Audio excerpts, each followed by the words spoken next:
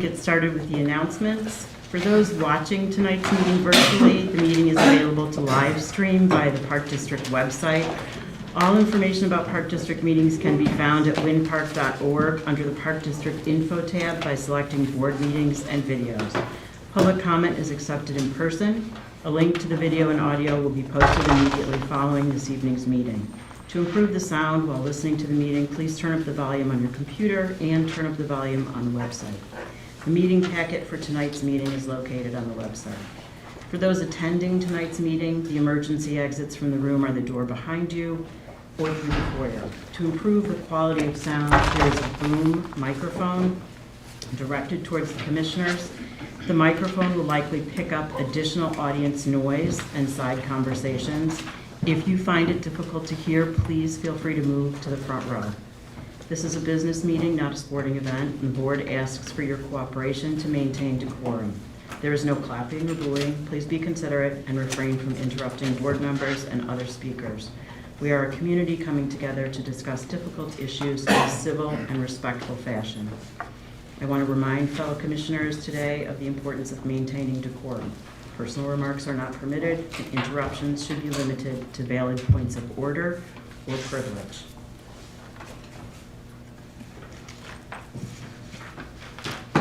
Calling to order the December 19th, 2024 regular board meeting. Denise, would you do a roll call? Commissioner James? Here. Commissioner Lesson? Here. Commissioner Rapp? Here. Commissioner Root? Present. Commissioner Tyson? Here. Commissioner Kodo? Here. You have a quorum. Thank you. Please stand for the Pledge of Allegiance. I pledge allegiance to the flag of the United States of America and to the republic for which it stands, one nation, under God, indivisible, with liberty and justice for all. Thank you. Public announcements. Shannon. Good evening. Please make sure to check out the Winnetka Park District website for the many upcoming events in the winter months, and also for the online brochure to find a class at one of our many facilities to keep active in the new year. And as a reminder, the Park District Administration Office will be closed on Tuesday, December 24th and Wednesday, December 25th in observance of the Christmas holiday, and on Tuesday, December 31st and Wednesday, January 1st for the New Year holiday. There is a need, the approval of tonight's agenda, there is a need to add the following items to closed session this evening. The purchase or lease of property 5 ILCS 120/2C5, the setting of a price for sale or lease of property 5 ILCS 120/2C6, litigation when an action against, affecting, or on behalf of a particular public body has been filed or is pending before a court or administrative tribunal, or when the public body finds that an action is probable or imminent 5 ILCS 120/2C11. May I have a motion to table item 5.4? So moved. May I have a second? Second. Is there any discussion? Could we see what 5.4 is? It's on the agenda.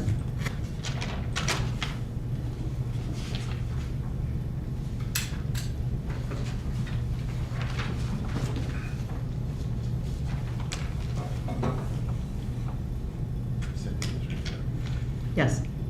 I'm happy to entertain discussion. This was an item that I placed on the agenda.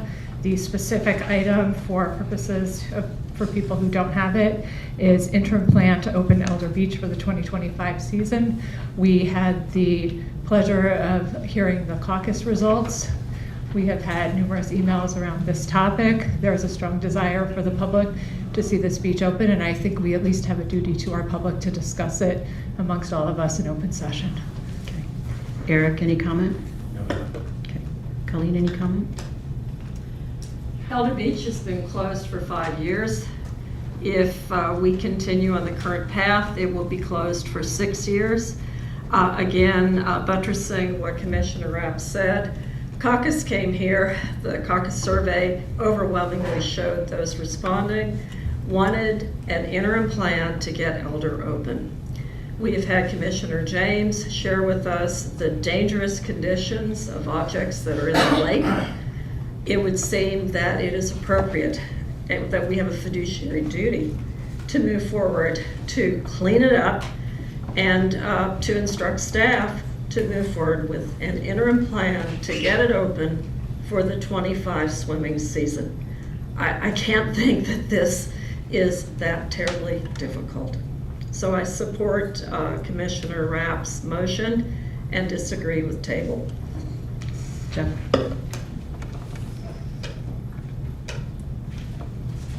Costa, correct me on this, but I believe the application for the special use permit for Elder was submitted on September 16th. So at this point, the clock is at 3 months and ticking. And we've already established that if we were to go back to the drawing board and start over and replan, any work that we do is going to have to go back through this village process, which means that clock is going to start ticking again. So it doesn't start ticking tomorrow if we start to do that, because of course there's staff time required to do research and get new plans together and then start that process. So I'm just going to say a minimum of a month in front of that. That would put us at a third of a year going backwards, replanning, and starting again. I have got to believe the path forward at this point, especially since we're talking about other topics like IGAs, the quickest path to getting this done is to stay the path and get the work done as planned. Point of order, I believe that is exactly the discussion that we should be having under the agenda item and not in the motion to table this agenda item. This is the discussion of the motion to table. Warren, do you have any comments? I don't see any attachments that describe a plan. I would suggest that if there is an initiative to open early, that you should put forth a thoughtful plan so that we can have substantive dialogue. Until that time, I think that we proceed with the current plans and move to correct and address the issues at Elder through an IGA. So I do not think it's worthy of discussion at this time. I don't think it's right. I just have a few comments. We have item 5.3 on the agenda for Elder and Centennial Park and Beach project updates. We have item 5.6 and we have item 5.7, all of which pertain to Elder. And I believe that the IGA path could yield the result that you're looking for, and I believe that the permitting path could yield the result that you're looking for. So for that reason, I think it's duplicative, and I think that you'll find some good information in tonight's presentations. So we've heard from each commissioner. Denise, that's a roll call vote. Commissioner James? And the motion is to table. Yes, please table. Commissioner Wesson? Yes. Commissioner Rapp? No.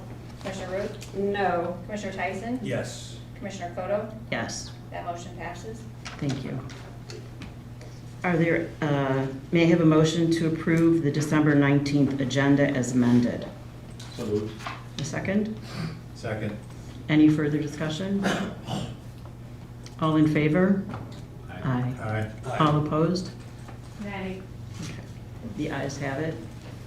That's James, Koto, Tyson, and Lawson. Thank you. Public comment, number 2.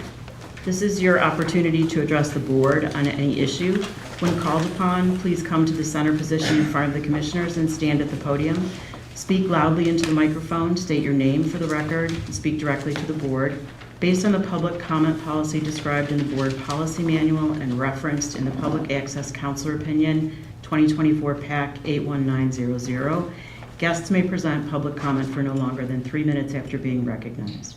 If you prefer to share your comments in writing this evening, you may do so by leaving them with a member of Park District staff. I'll start at the right side of the room. Is there anyone that would like to speak?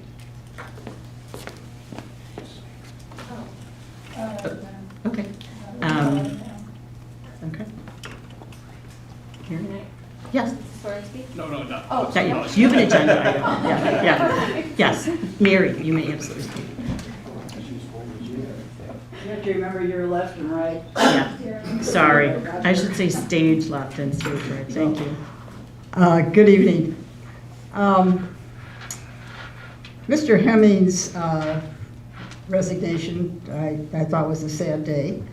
But I question the fact that, yes, Winnetka Park District is its own taxing body. No question about that. But Winnetka Park District is part of the Village of Winnetka. And I've been before the Village of Winnetka with many things. I mean, for our golf course, to get lights on the driving range, to get beer at the clubhouse. Indian Hill Park, one time, we were doing the playground, and they were really against us because they played flag football there on Thanksgiving. Do you recall that?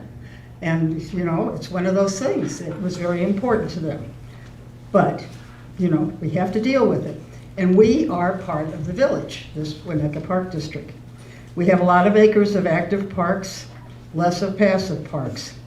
And Centennial is probably our prized passive park. So changing that park to an active park, which is what's happening, I feel really is changing the neighborhood that park serves. And Sheridan Road between Winnetka Avenue and Tower is a very busy road right now.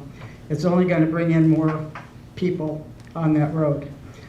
I think also, I was looking at the numbers last night, and you know, the Winnetka Park District does have fiscal responsibility. And here we are thinking that we're going to spend more money to keep a project going that the zoning board has really given us a lot of trouble with.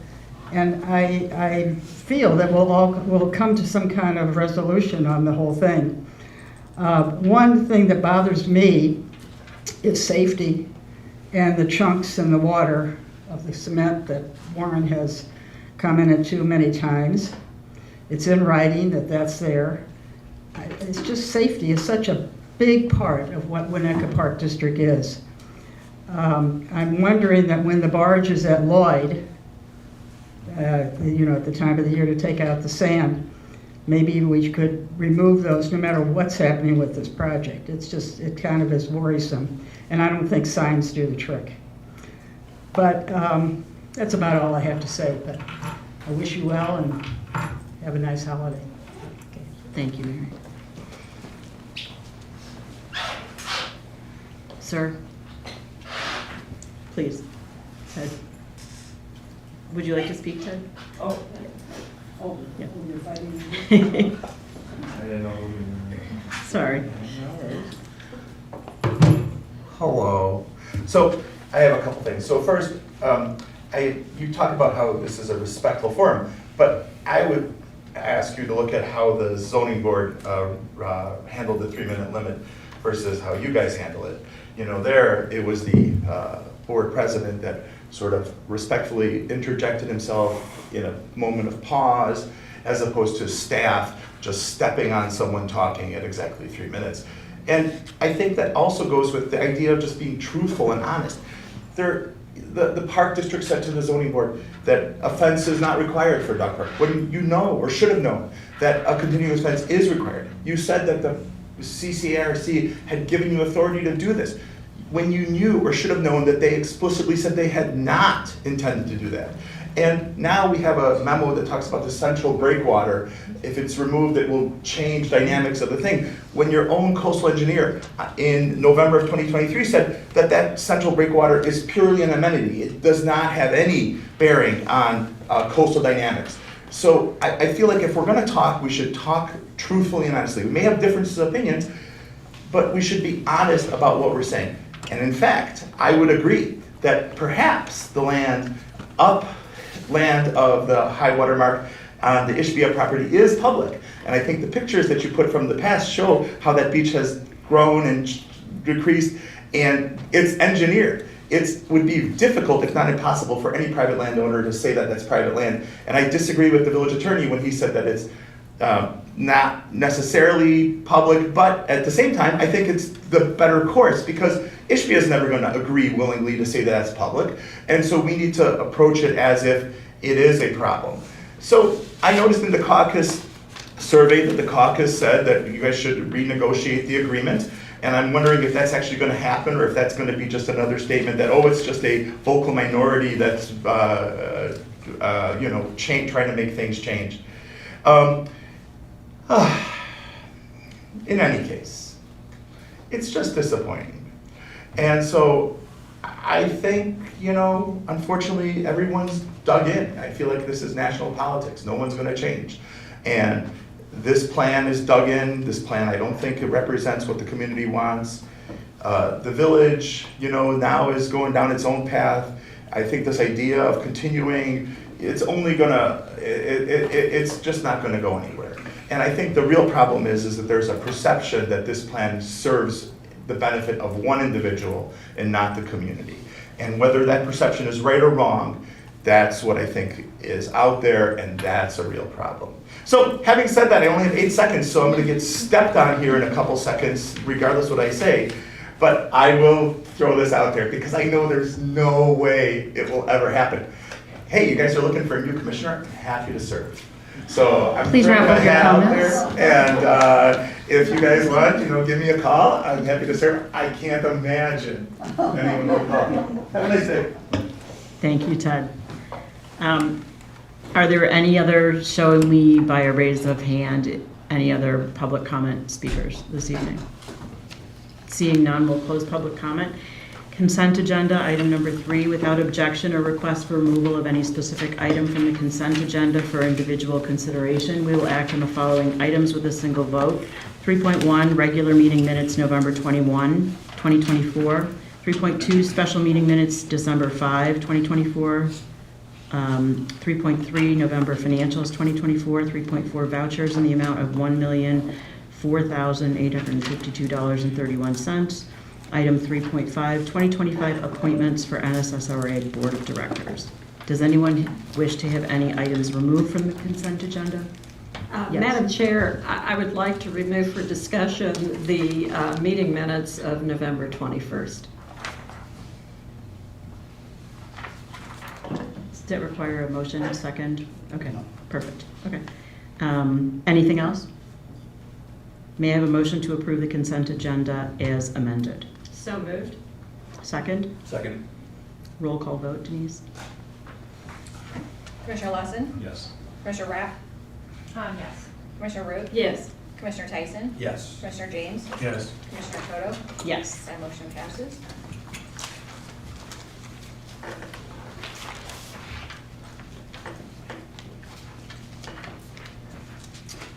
Item 3.1, let's review that quickly, please. The regular meeting minutes of November 21, 2024. Thank you, Madam Chair. In going through these minutes, I was looking at page 4 of 7 on the auditing services RFP recommendation. And as I read it, what is not reflected is the 3 very extensive comments that were given by Commissioner Rapp, Commissioner Hemmings, and also by me. And I think this could be remedied very quickly by adding at the end of the first paragraph a few words, because as I read the transcript, and thank you, Executive Director, for sending me the transcript today. As I read the transcript, there was a recommendation that staff rotate the managing partner of Ladderback and Almond that is assigned to our upcoming audit, which I understand is going to start and may have already started this month due to our 18-year association with this firm, so that we had some fresh eyes. And this is, I know we do skeleton notice minutes, but I think that this is an important enough point that we might want to reflect it in the minutes, because it was raised by 3 commissioners during discussion. Do you have draft language? I do. Just at the end of the first paragraph, and Attorney Simon, with board recommendation that staff rotate the managing partner of Ladderback and Almond, as well as Ladderback and Almond staff assigned to the upcoming audit due to the 18-year association.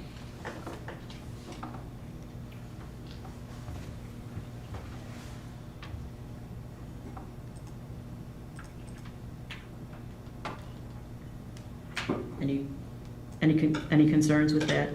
I just want to make sure I heard correctly. You said both the managing partner as well as the staff.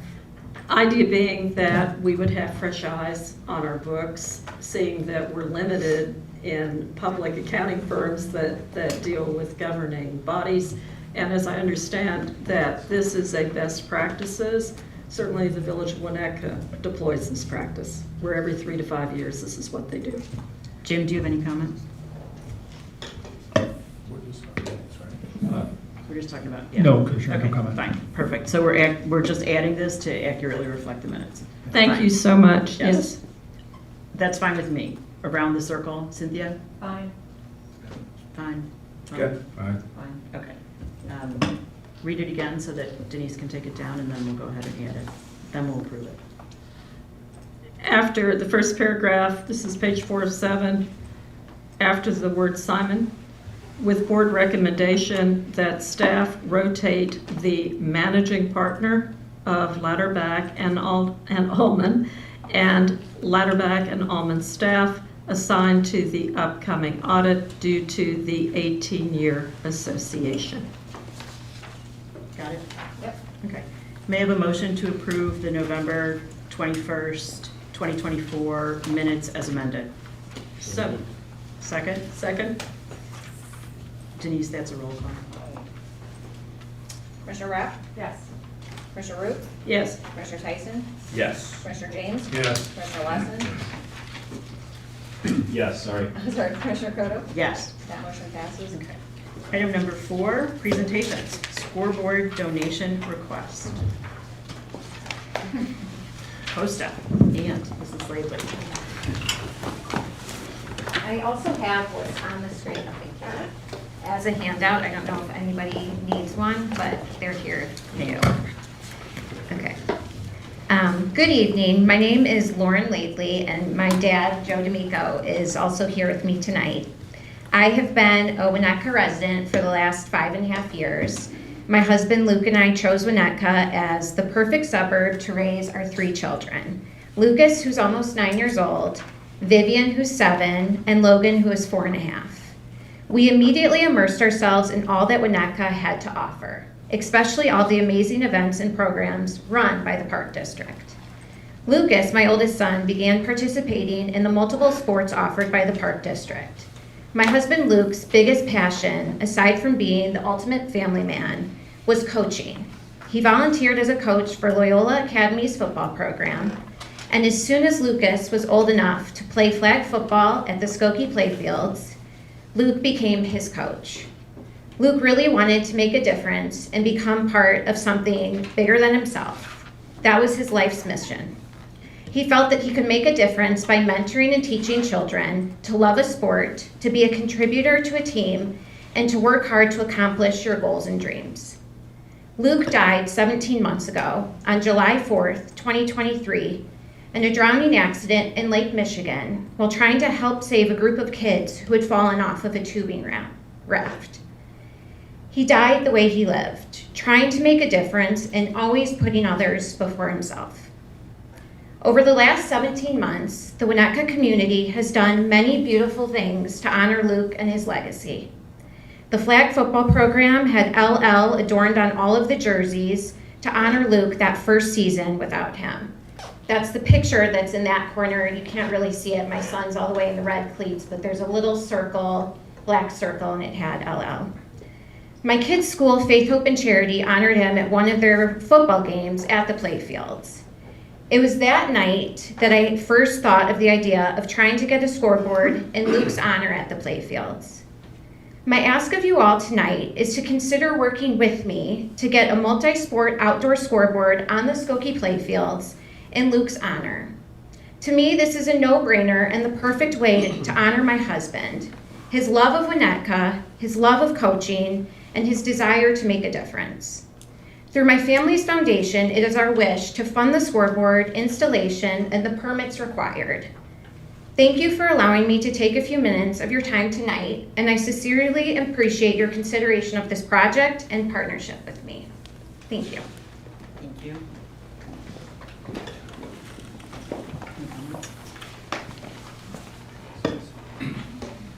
I would just like to thank Lauren and Joe D'Amico for being here tonight and your families for the wonderful idea that we're discussing here. Just a few comments that I'd share. Luke was a friend of mine, and we all miss him dearly. And as Lauren alluded to, on any given day, you'd see Luke Laidley standing on Skokie Playfield, and he'd be coaching your kids in whatever sport was in season. And for those of you who have ever watched a sport out on Skokie Playfield, there's one common question that everybody asks each other, and that is, what is the score? And I can guarantee you that if Luke was standing with us today, he would know the score of every single sport that's going on out there. He was that kind of guy. And so the idea that we can honor and remember Luke through the installation and the dedication of a permanent multi-sport scoreboard is incredibly meaningful and more so appropriate. With the support of the board, the staff, and the Laidley and D'Amico families, I'd strongly urge the Winnetka Park District to continue to work with Lauren and support this initiative. Thank you. Perfect. Adam, do we need a vote of any kind on this? At this point, I think we just need a consensus because we have nothing to approve yet. Excellent, okay. Okay, I'm going to go around the circle. Cynthia? Yes. Excellent, I think, yes.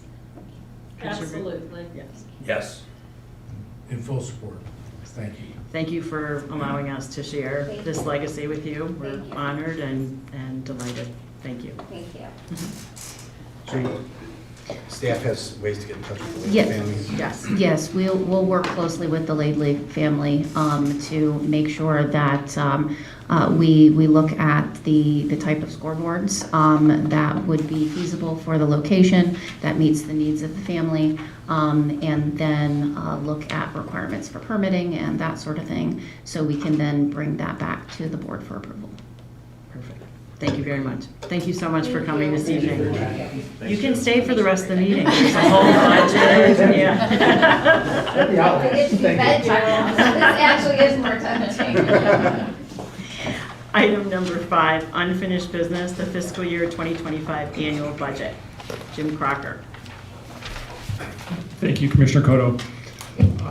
As you'll all recall, 2 weeks ago, on December 5th, we presented a comprehensive view of the 2025 budget. Since that time, a couple of things I want to bring to your attention. We posted a draft of the tentative 2025 budget and appropriation ordinance on our website this Tuesday, December 17th. We will be publishing a notice of a public hearing to be held here on January 16th that will be published in the local paper on both January 2nd and January 9th. So for the 2 weeks leading up to the meeting, people will be reminded, for any of those who wish to observe or comment on the 2025 budget process.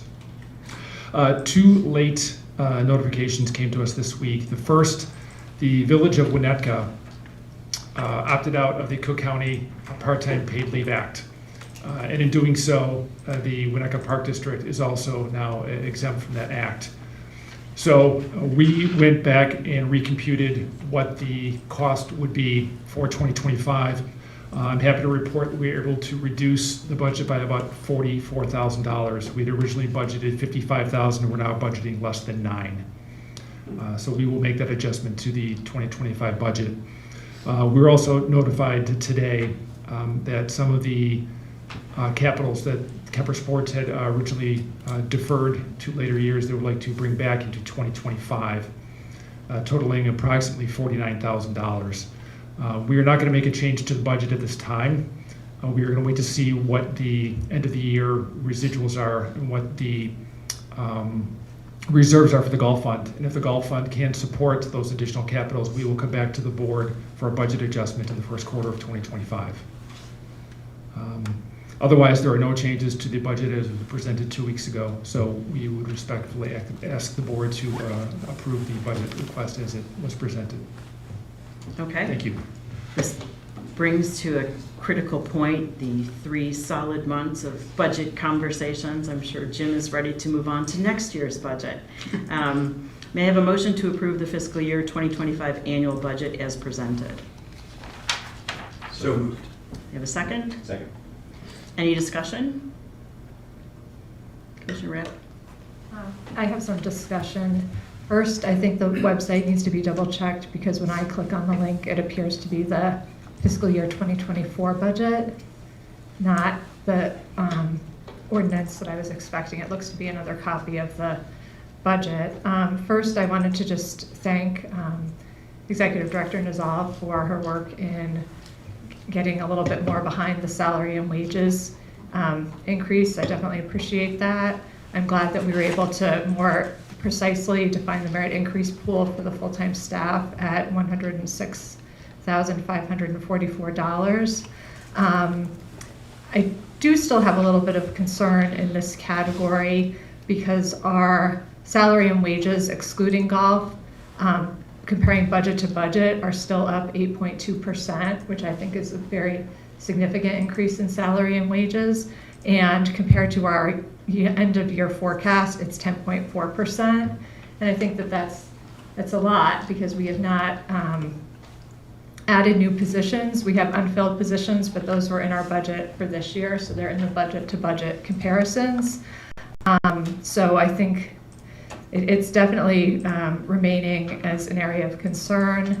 I know that there is some plan to do a more complete staffing plan later in the year, which may require additional expenditures. So I would just look for that to be, very precisely defined so that we understand the totality of the salary and wage impacts and an understanding of the timing of filling those positions. I would say also in this category that there is a GFOA budget award similar to the audit award that we typically receive.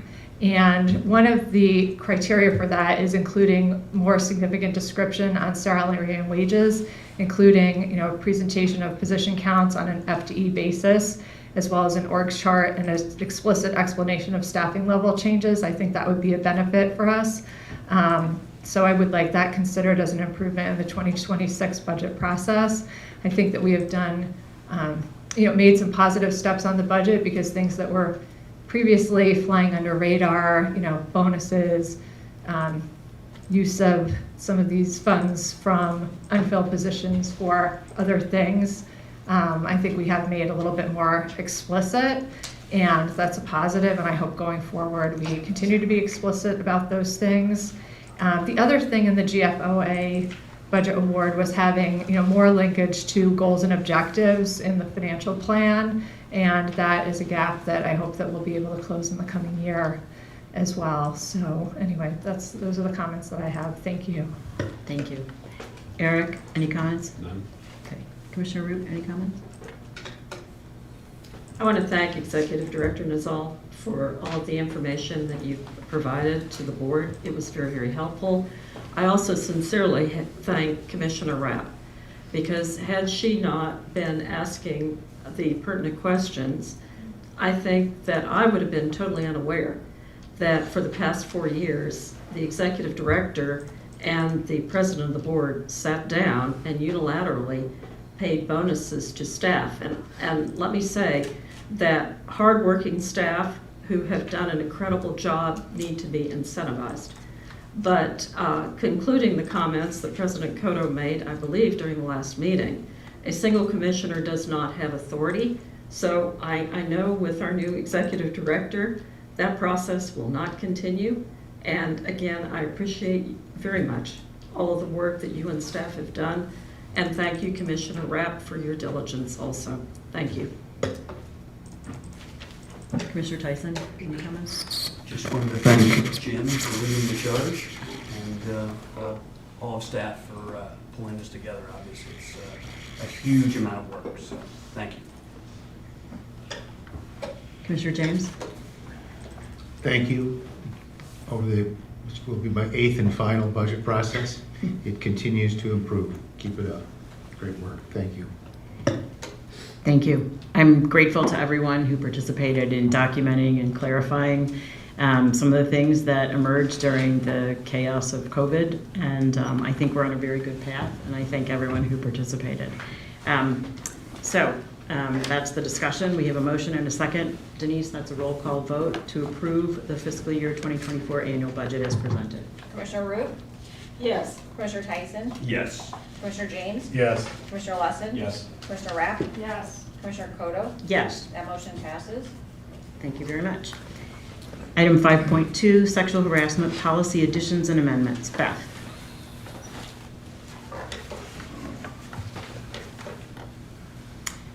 Okay, so once again, we bring back the sexual harassment policy for review by the board. So in the November 21 regular meeting, we were asked to bring back the ordinance, repealing and restating, and then amending. We have a resolution to amend the Personnel Policy Manual, Section 2.2.4, and a resolution to include a sexual harassment policy in the board manual. So the board is invited to discuss what the recommendations that are set forth by staff. Sure. Does anybody have any questions or comments with regard to the memo that was included? Yes. I do, because I had been envisioning that we would be just moving that one, the paragraph about the reporting of the sexual harassment and putting it in the commissioner board policy manual, but it seems that the language goes well beyond that. So as a point of reference, E.G. Nazal had circulated the village ethics ordinance as well as the conflicts of interest ordinances, and included in their ethics ordinance, which I think is the responsive legislation for like governing why we're doing this. I mean, they have elected village officials shall complete annual training programs in compliance with the State Officials and Employees Ethics Act, and then the citation, and is designated by the village concerning the prevention of discrimination and harassment, including sexual harassment. Allegations of sexual harassment by an elected village officer against another elected village officer shall be reported to the ethics advisor, who will provide for the conducting of an independent review of any such allegations in compliance with the act. I feel like what we have in our board policy manual goes well beyond that and it is much more broad than the scope of the legislative requirement that we were trying to address. So I'm wondering, Adam, if you could help explain why we're so, kind of in my view, beyond what we need to do. And then number two, I was confused because I know we have asked, do we need to be doing training or not? It sounds like the village requires training. I know we have heard affirmatively that we are not required to do training, so I'd also like clarification on that point. So, in the past, when this paragraph about commissioners reporting other commissioners was in the context of sexual harassment policy, it gathered meaning from the context in which it was located. So, cutting out that paragraph and dumping it in the board policy manual without any other context, I think robs it of some of its meaning and some of the import. And so defining what sexual harassment means is relevant to the meaning of that paragraph. So we adapted I think the staff adapted the policy that applies to staff and moved it into the board policy manual and included that statutory paragraph about commissioner on commissioner reporting. But I think it's relevant to have the other things in there because it does provide context and helps understand what all the relevant terms mean. So is all of it legally absolutely necessary? No, the one paragraph is what the statute requires, but I think it loses context and meaning without the rest of it. Okay. Any discussion here? Commissioner Root, any discussion?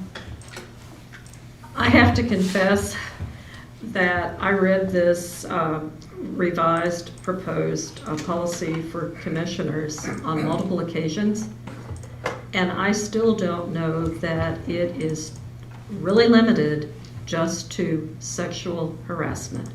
Again, I think I share Commissioner Rapp's concerns that this can be read to expand what harassment might be.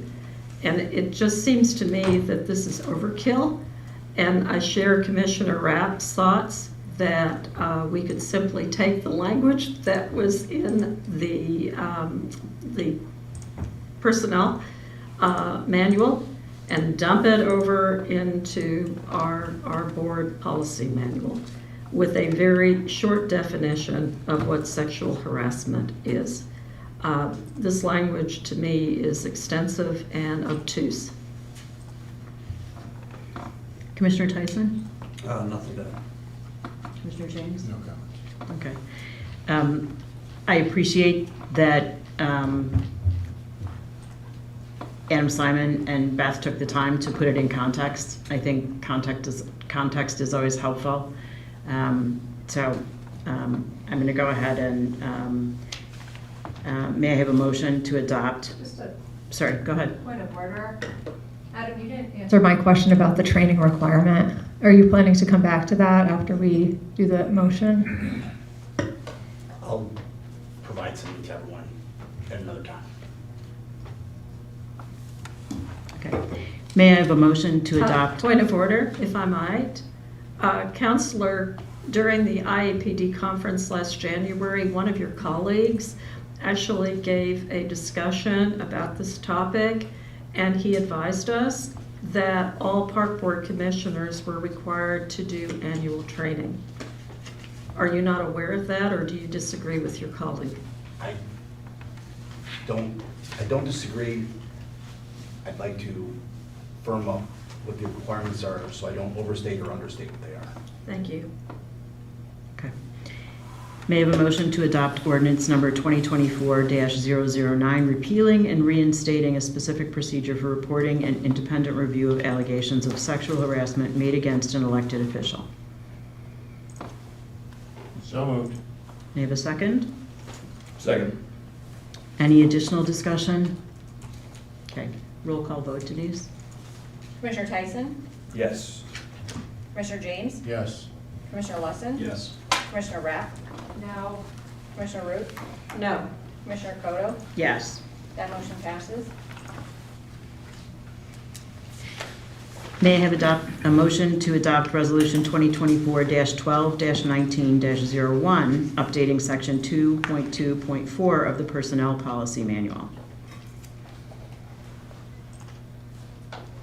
So moved. A second? Second. Any discussion of this item? Commissioner Rapp? Okay. Commissioner Lawson? Okay. No one's raising their hand or shaking their head. Okay. May I have a roll call vote? Commissioner James? Yes.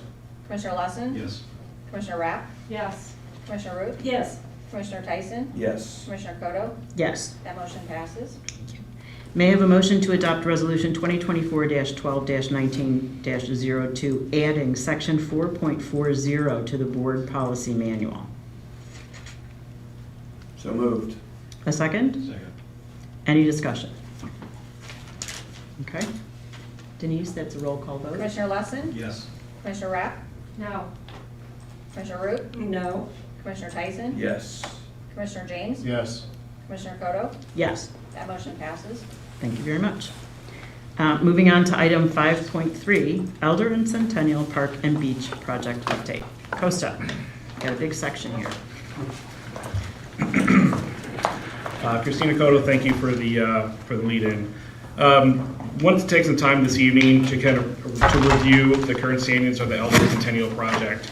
It's part of our discussion, and it's been suggested already. The park staff and consultants did review with the zoning board for approval at the December 9th meeting. At that time, as it's indicated in the memorandum here and the press release that came out, the zoning board did not recommend approval to the village council at that time in regards to special use standards. They did approve the variances and the exemptions to the steep slope and the front yard setback, but those will be tailed into the approval of the special use permit overall. So based on that information and those findings, staff has continued to move forward as directed by the park board to the next step in the process, which is engagement with the planning board of commission, the planning commission, excuse me. With that being said, we're anticipating to present at the planning commission on January 22nd. That evening. Right now, we are working diligently to put together the information for that meeting, along with the presentation for that.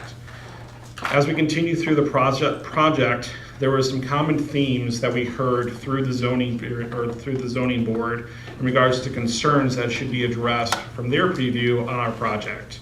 I'm not going to read specifically each one of those and what was identified, but there were common themes that were brought up. Common themes were around safety, pier design, pier safety, the restrooms, pedestrian bypass, traffic and congestion were the major highlights. Taking that in consideration and things that staff would consider as potential items for consideration by the park board, in the memorandum dated December 19, 2024, there is an attachment A, which is titled Centennial Park and Beach Project Review and Consideration Outline. That outline was put together based on some discussion with our executive director, Shannon Nizal, myself, to circle back and review the findings of what we've heard through the Planning Commission and things that could be taken into consideration moving forward as it relates to the special use permit process for Centennial Park. Please note that the discussion that's outlined here is solely for Centennial Park. We are currently engaged through that permit process. The engagement did start in April, but the actual, when we had solidified the dates, our first meeting date was October 14th, that we were notified in September, as Commissioner Tyson noted earlier. I'd like to take a minute and talk through attachment A and things for consideration that a staff have put together in this outline if the board would like to. Once again, this isn't something that has to be done. This is something that was thought of by staff and the consultant team on how to address some of those concerns that we heard through the special use permit process in an effort to try to take things into consideration, things in regards to safety, the pier element, the bathrooms, facilities, the parking congestion, and so forth, to try to help us through the remainder of that special use process through planning, design review, and then ultimately the discussion with village council. So I'd like to see if there's a direction from the park board president to continue walking through this memorandum or how to proceed. Yes, I think we should walk through it. Sure. I think it is, especially since we've tabled the interim plan, I think it's informative for everyone to understand the process in general, number one. And then number two, the specifics with regard to Centennial that will the specifics with regard to Centennial that will map to Elder. I think the processes are parallel. I think it's good to understand the objections. It's good to educate around those objections. Go ahead. Christina, thank you. I had Taylor Brooks pull up an image of Centennial, the site rendering that's on the website here, just for a point of reference. Once again, these items are just talking points at this time, nothing to take action on unless there's direction given forward by the park board to staff on how to address these concerns. The first element that's being discussed here is the pier design. Things that have, common themes that we have heard through that review process as it relates to the zoning board, of course, and the members of that committee was the placement of the pier, the size of the pier, the length of the pier, the safety concerns. Well, we'll get into safety in a moment, I apologize. So those were kind of the items that we wanted to kind of address. Things to be considered as part of that to address those concerns is, of course, first and foremost, is removal of the pier and replacing it with an armored stone breakwater. So essentially, the entire structure as it's shown on the screen here, where you have the centralized pier in the center, we could remove that from it and just create a stone breakwater in lieu of a pier element. Some concerns for that, if we were to do that, once again, there would be no public engagement, or in this case, access out into the lake for those greater views and vistas and engagement. And then it would also have those reduced views from not being able to access that point. So those are things to be considered if that is a consideration item. Additional to that, reviewing the length of the pier or even the placement of the structure, as it was noted. There was concerns from the zoning board in regards to the location of the pier as it relates to the location of the dog park itself and as that was chosen. As you can remember, when the park board gave staff direction back in 2023, the size limitations of the dog park, the 170, no less than 170 feet, no greater than 270 feet, we landed on 240 feet as it's shown here in the imagery. And that was approved by the design and continued through the design process.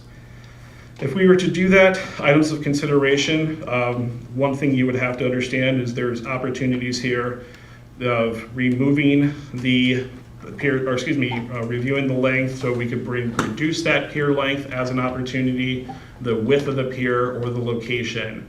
Once again, nothing's been reviewed in regards to considerations with the consulting team on how that would work, how the sand, littoral drift, and how we would accumulate sand or potential lose beach because of the gap ratios. We'd also take in consideration the length and the protection that it provides for the beach elements, along with the sand retention as mentioned previously, and the gap ratios and the size of the different elements, whether it's a swimming beach or the off-leash dog beach as noted here. Considerations for that or concerns potentially would reduce availability and ability to accumulate sand, increase the potential need for sand nourishment, and of course increase of maintenance cost if that was a consideration. Moving the structure would increase the beach gap ratio and in turn would decrease the usable beach area and increase more distance between the groin structures and increase the sand areas with less distance between the groin structures. The other option is, of course, to leave it as it's been already approved and to continue on with the planning design and the special use permit process. I don't know if we want to pause there to talk through any of those elements before we move on to safety concerns. I think it's, I don't think it's a point of discussion for us. Thanks, Susie. Sorry. I don't think it's a point of discussion for us. I think it's good for us to hear the considerations of the ZBA. I think it's good for us to understand what options there might be. Sure. But I'd like to just go through them all. Not a problem. And then, obviously, each of these options has a cost. Each of these options has a cost in terms of efficacy of the shorter the Rebel Mound breakwater, the less effective it is. The lower it is, the less effective it is. The wider they're spaced apart, the less effective it is. So you're losing efficacy in terms of a protective element for the beach with each alteration you make, but it's good to know what those considerations are. So why don't we move That's to all safety? correct. We'll go through the list. We'll identify things. We can ponder these, and then we can give Lakota some direction with regard to how do we want to explore the costs and the benefits. Okay. Fair enough. I just want to make sure the Yeah. engagement was as you wanted to see Yeah. it. The next item in the attachment A was calling out safety. Once again, this is largely around the pier structure itself. Safety concerns, potential for people to jump or dive off the pier were brought up. The proximity of the pier to the swim zones with the armor stone surround. The possibility of pier closures due to adverse lake condition. Those were more of the concerns around safety to that, along with safe passage to the beach itself and the dog beach, given the mixed use of people and dogs for that element. Once again, things to consider would be removing the pier as we've previously discussed already, and the concerns that go along with that were those as previously discussed. Essentially, we could install a handrail around the entirety of the structure instead of just on the south edge as it's currently designed. If we're doing that, you would potentially, once again, decrease views and creating a second barrier to have to look through, once again, reducing the views and vistas for the community from the beach level. Inclusion of a second dog beach access point or a staircase that would be only designated for the actual dog park. Once again, something like that would be additional impacts to the bluff area. Once again, things that the steep slope ordinance was trying to ward against and reduce, and then no indication of data that can solve this concern as far as people interacting with dogs and leashes. Once again, that was concern was the mixed use of people going down to use the different elements and being able to, or only being able to use one access path down. So those were the concerns through safety. Pedestrian bypass was another concern that was brought up several times. Once again, the pedestrian bypass was discussion around the ability of one to continue walking along the shoreline and around the dog beach. And in this case, the southern end where it joins the 205 property, the property that is designated public versus private, and the space allotted between the structure that has been built per permit for the 205 and the bifurcation of the property line as it comes out on an angle for the Centennial property. Things to consider for that would be creating an easement agreement as previously discussed. That is probably the lowest hanging fruit. Of course, there's no guarantee that that would come to fruition.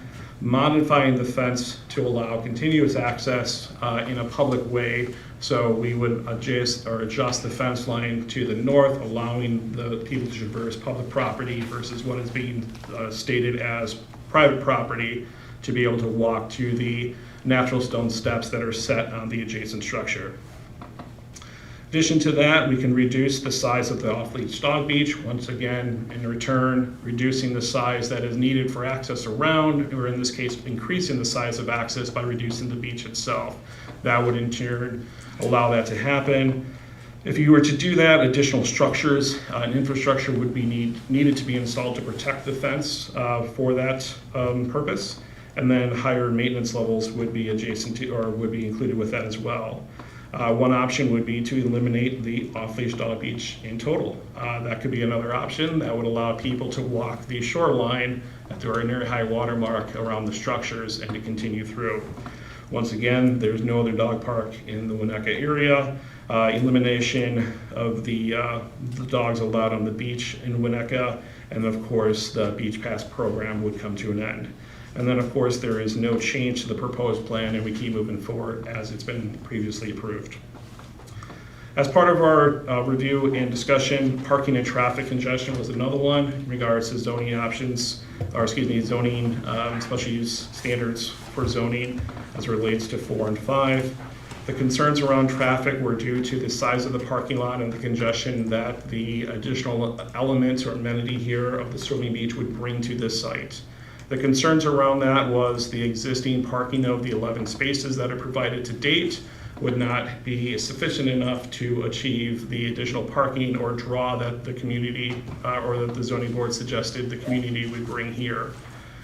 Staff did their best, along with our consultant, Peter Lemon from Kimberly Horn, to address those concerns.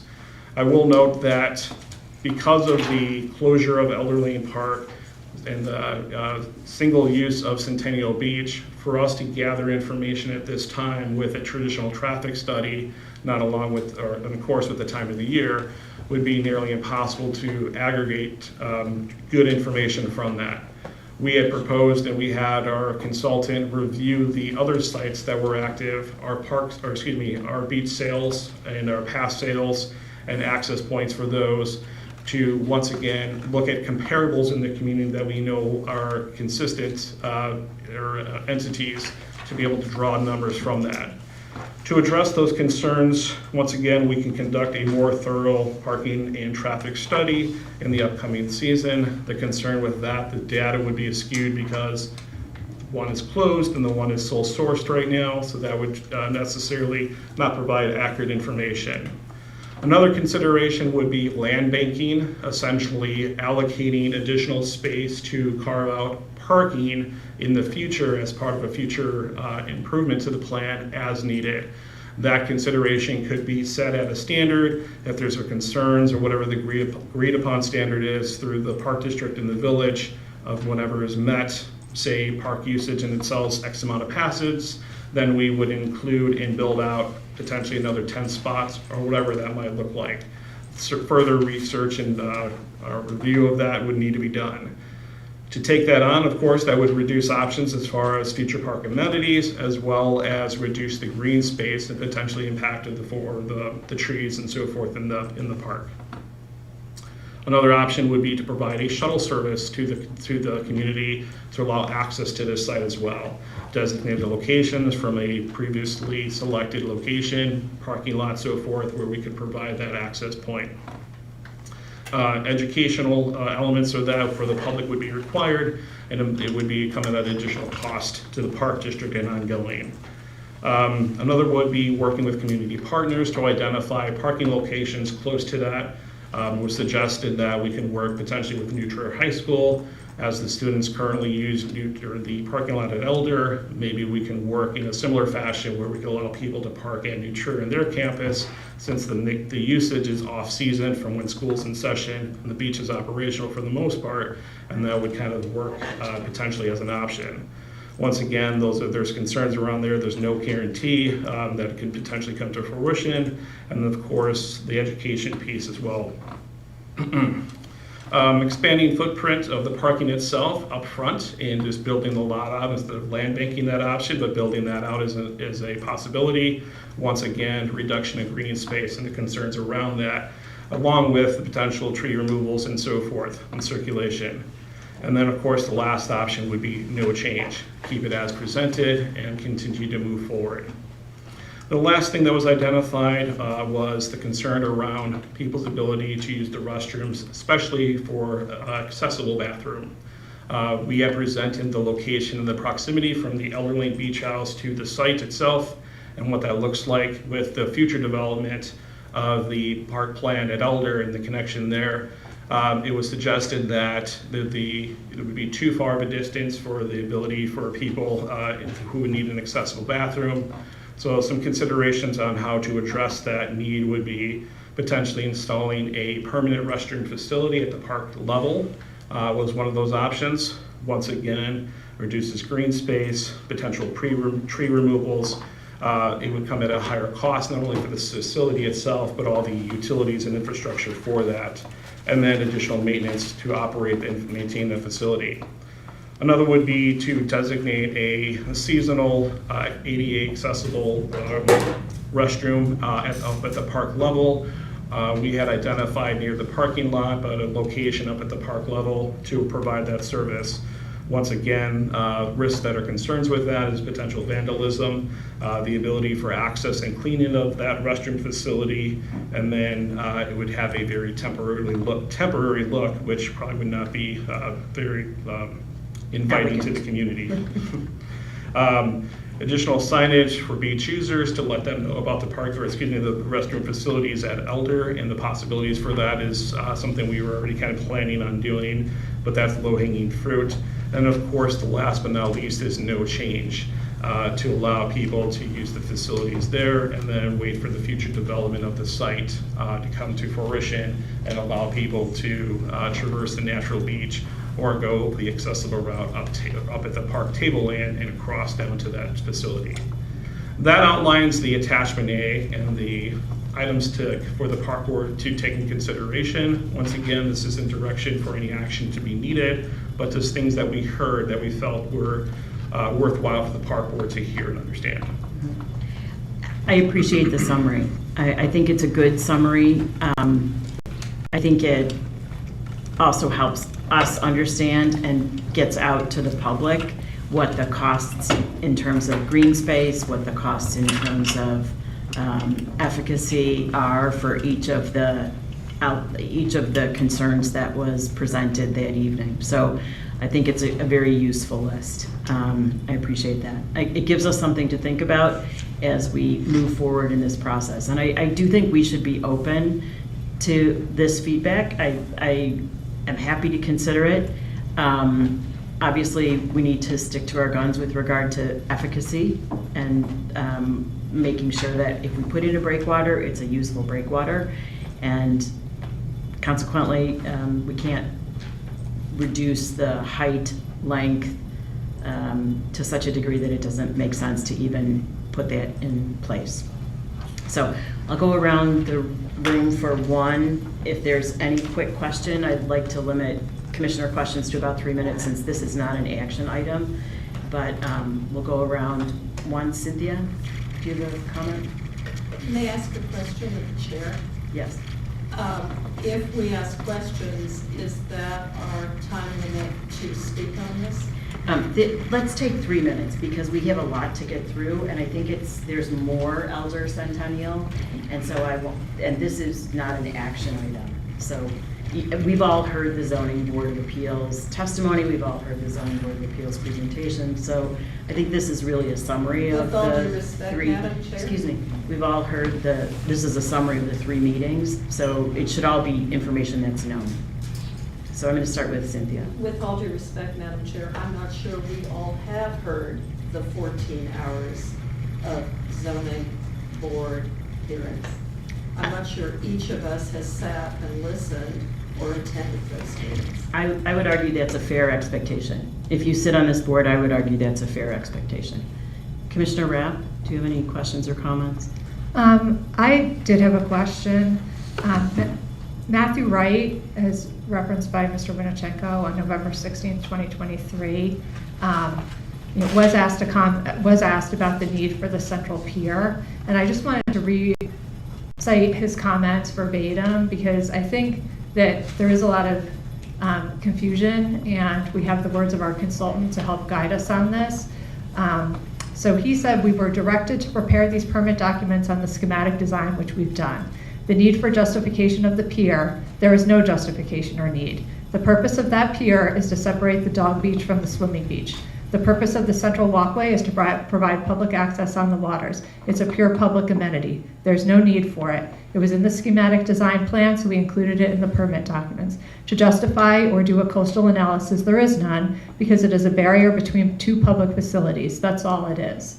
So I think that we need to be considering those comments from our consultant as we talk about how big things need to be, and weighing some of the suggestions from the zoning board. The other question, as things go around for staff, is, we are intending to go to the Plan Commission with no changes in January.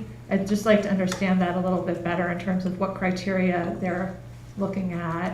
And then if we make changes, then do we need to go back to the zoning board to get the special use permit? It would seem that we would. So it would be helpful as we work our way around to help get some clarification on what our expectations are of the process. Yeah, I would just briefly say there is an option for them to issue conditions to a special use permit, and that option did not happen. Consequently, I think it's good to discuss the objections as we prepare for plan. President Cotto, if I could Yes. provide some clarification. Sure. So in regards to the permitting process through Zoning Board of Appeals, Plan Commission, Design and Review Board, and then going to the council, it is one application that we submitted, which was what was submitted in April, that we provided comments on 4 times, that we provided to the village. So that is our application. Those are the sets of plans that we have, and that they're observing at this point. That does not change when we go to Plan Commission, and it does not change when we go to Design and Review Board.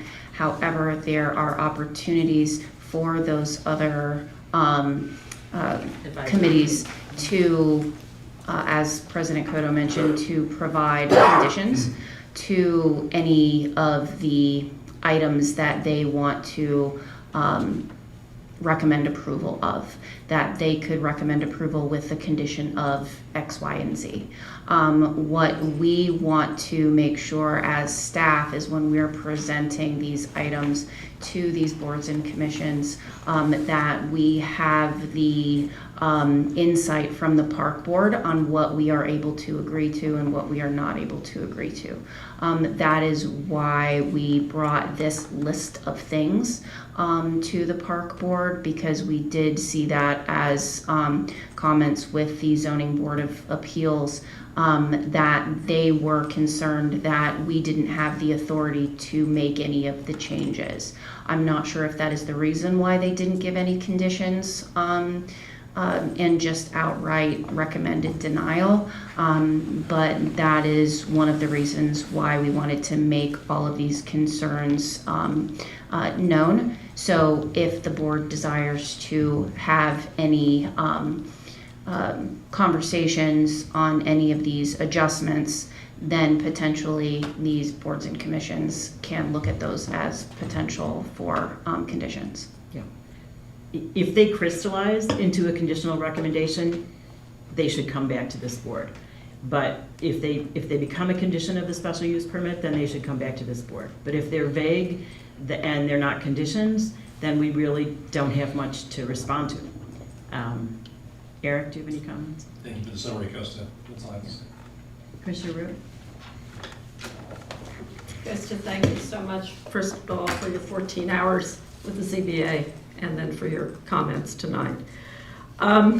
In having sat through those 14 hours, what I noted was lacking was any reference to the number of members of our public that came to each one of these hearings, and they stayed to the very end so that they could give comments.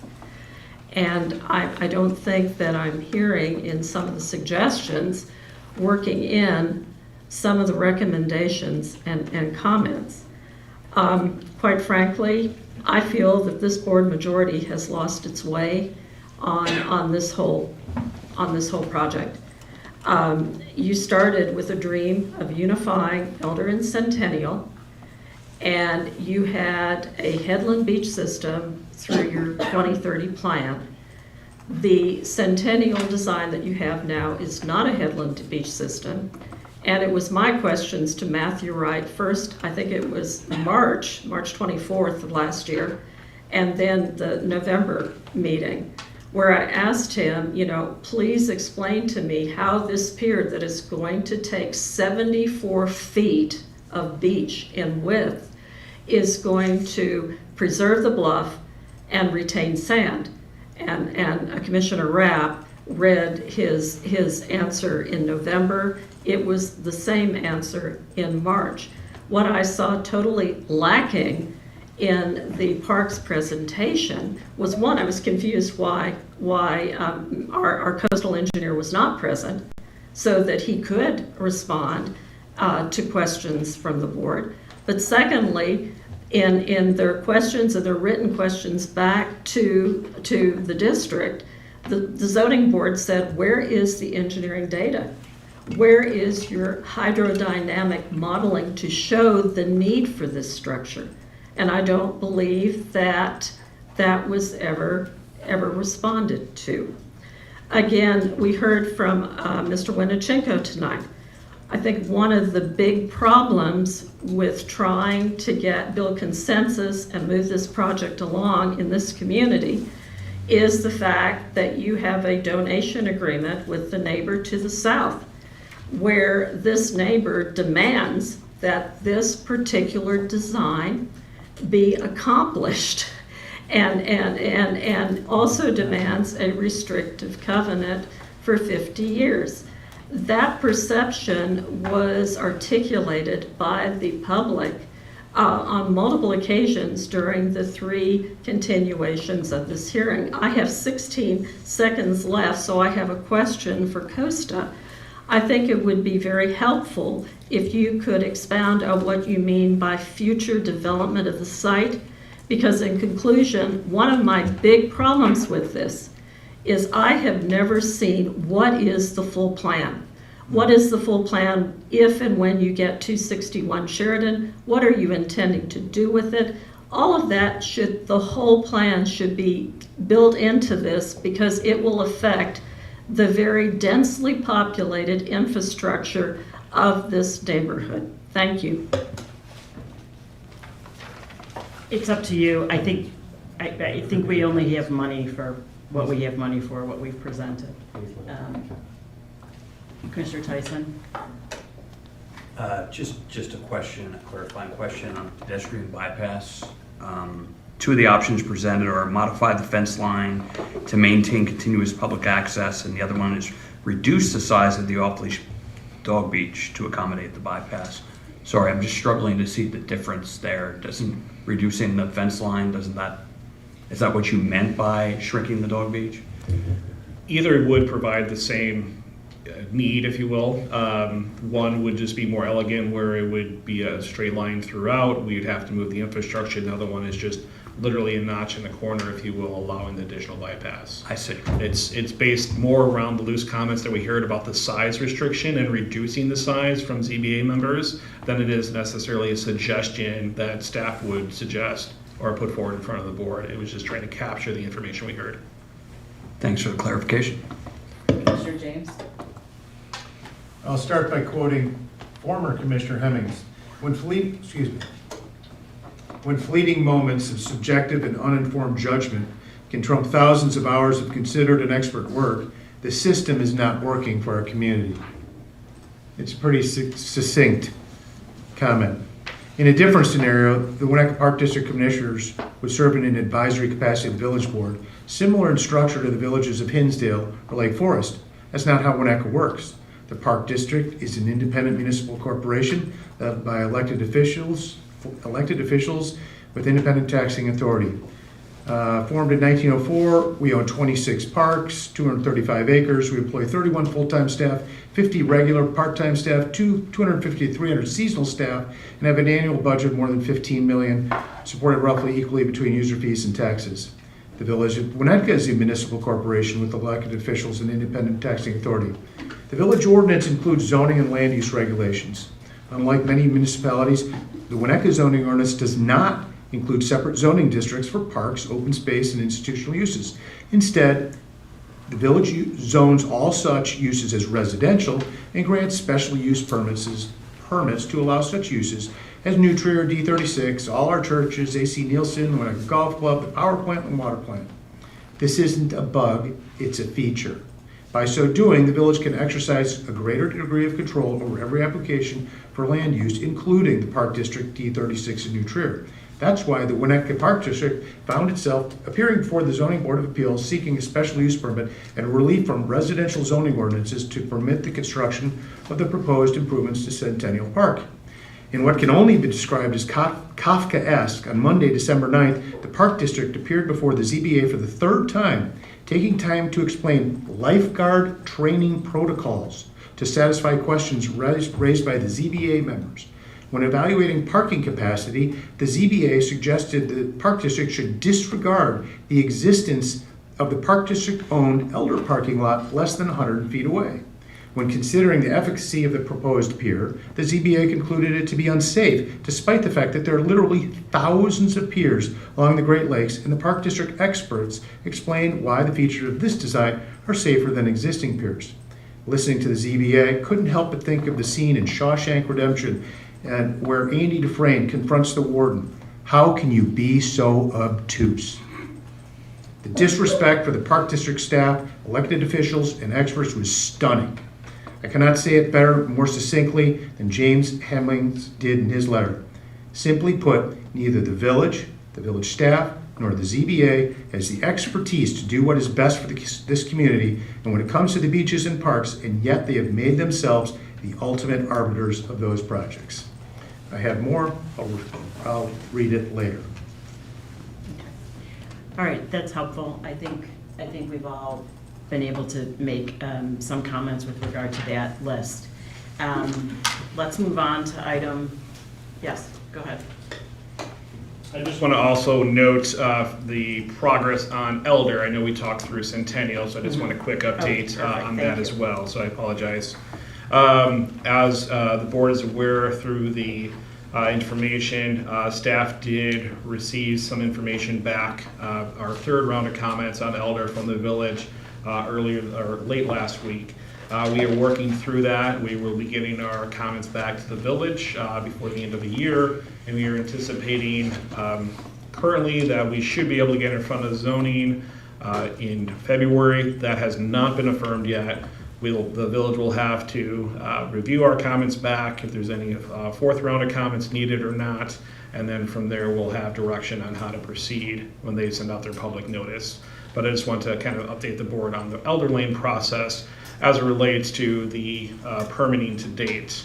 There are other things that we'll go into with later agenda items, so I won't get into those right now. I did also wanted to note, tracking to date, the board had asked staff to make sure that we had a standing item on the agenda for fees and consulting services to date. In the packet, you'll notice in there the fees for the Breakwater project to date is $712,408.01. That's for the work product for all the consultants and so forth. FOIA litigation, as it relates to lakefront, has been spent to $40,000, or to the tune of $40,135.50, with a combined total for 2024 of $752,543.51. Thank you. Thank you, Costa. All right, so we'll move on to item 5.5, which is the Centennial Park and Beach Project change order, number 3, the request. May I have a motion? President Koto? Yes. Apologies. As a part of the last item, Commissioner James had his item. Yes, okay. Yeah, I know. That's not myself. It's you.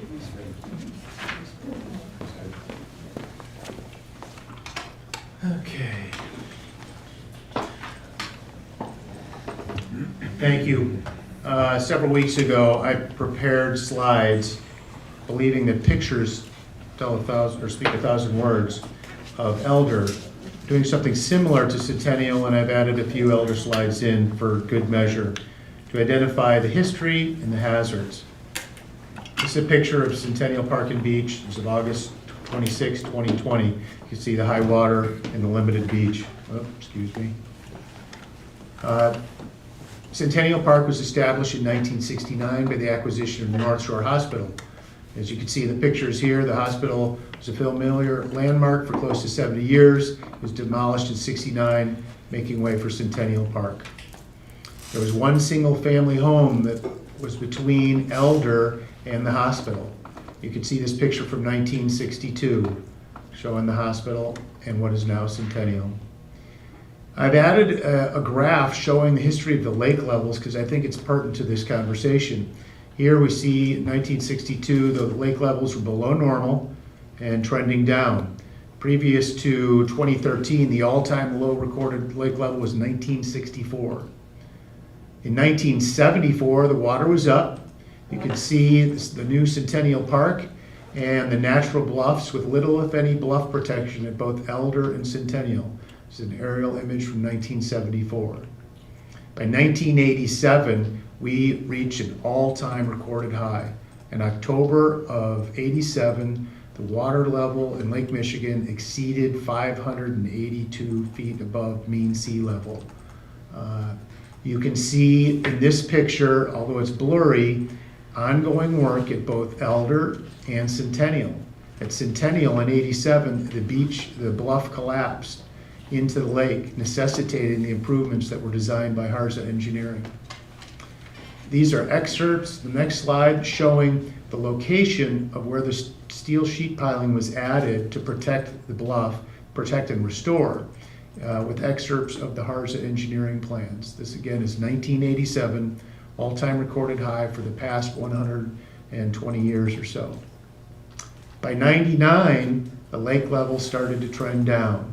And you can see there's been no change to the improvements. You see clearly in this image the two steel groins that flank and provide protection to the existing Elder Pier, the short groin mid-beach at Centennial, and the steel groin at the south end of Centennial. Those improvements have been there preceding Park District ownership of Centennial. By 2012, you'll note in the graph that we had an extended period of low water levels. That climaxed in December of 2012, January of 2013, when for the first time we exceeded the all-time recorded low of 1964. It was that fleeting moment in January of 2013. You could walk all the way out the boat ramp, walk around the Elder Pier. The water level dropped below 576. So that's over a 6-foot change in water level. Surely there are seasonal fluctuations, But it's important to note with anything that we do, we're dealing with a lake that has a history of fluctuating by more than 6 feet from low to high. So here, the community got lulled into thinking it would be this way forever. It didn't. The Park District, erected racks for paddle boards at Elder, erected a beach volleyball, and there was tons of sand. It was a big beach. Everything was hunky-dory. 7 years later, not so much. Between January of 2020 and August of 2020, each month we set a monthly all-time recorded high in the last 120 years. That subsequently eroded the beaches, diminished the beaches, but it also brought high water closer to the shoreline. This picture, this aerial from 2021, you can see we lost beach. For those of you who are interested, this is a plan of the steel sheet piling that was installed in 1987 along the Centennial Bluff. Indeed, it did protect the bluff during the high water period, and it remains in very good condition today. Again, you can see the protection. Interesting to note that the protection here extends all the way up to 591.5. That is generally, 591, 592 is generally considered to be the ultimate protection level necessary along Lake Michigan. It's a function of the fetch, it's a function of the water depth, but there can be surges, there can be massive waves in the lake, and to assure protection, you go up to 592. Obviously, that would have a profound impact on views. But the existing protection at Centennial, that steel sheet pile wall, the top of the steel is around 588.5, and behind it, going up the slope, are gabion mattresses filled with rock that extends the protection up to 591.5. At Elder, it took a less aggressive approach. And you can see this picture from 2020 where the water is right up to the Elder Beach House.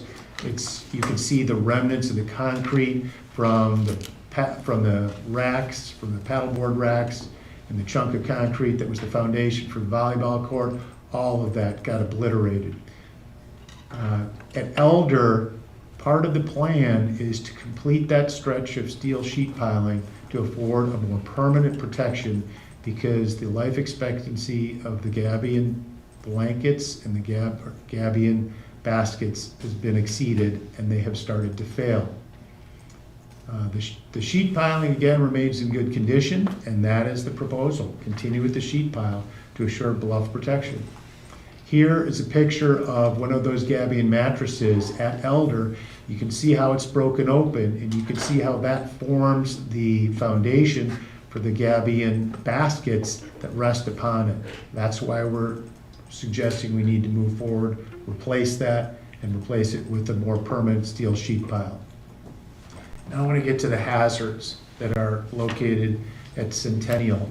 The accreted sand, by 2020, this is September 29, 2020, a drone shot, you can see that the accreted sand continues to be washed away as a result of the high water, but the submerged hazards are still covered. I had no idea that that was out there, but the 2023 survey that we prepared in connection with the permit applications identified areas of broken concrete and area of old concrete posts. This was new information to me, and I would ask Costa if he was aware of it at the time until it showed up on the survey. Now, by June of 23, looking at this Google Earth image, now you can clearly see this. The water levels continue to subside, the sand continues to be washed away, revealing concrete posts on the south side, along and beyond the short steel groin. And then you see concrete posts on the south side, closer to Orchard 2020, and a series of concrete planks or debris, which I have no idea what the origin of. And that, again, that was news to me. Here's a closer picture. Commissioner Rapp and I were walking the beach in April of '23, and we clearly saw these chunks of concrete.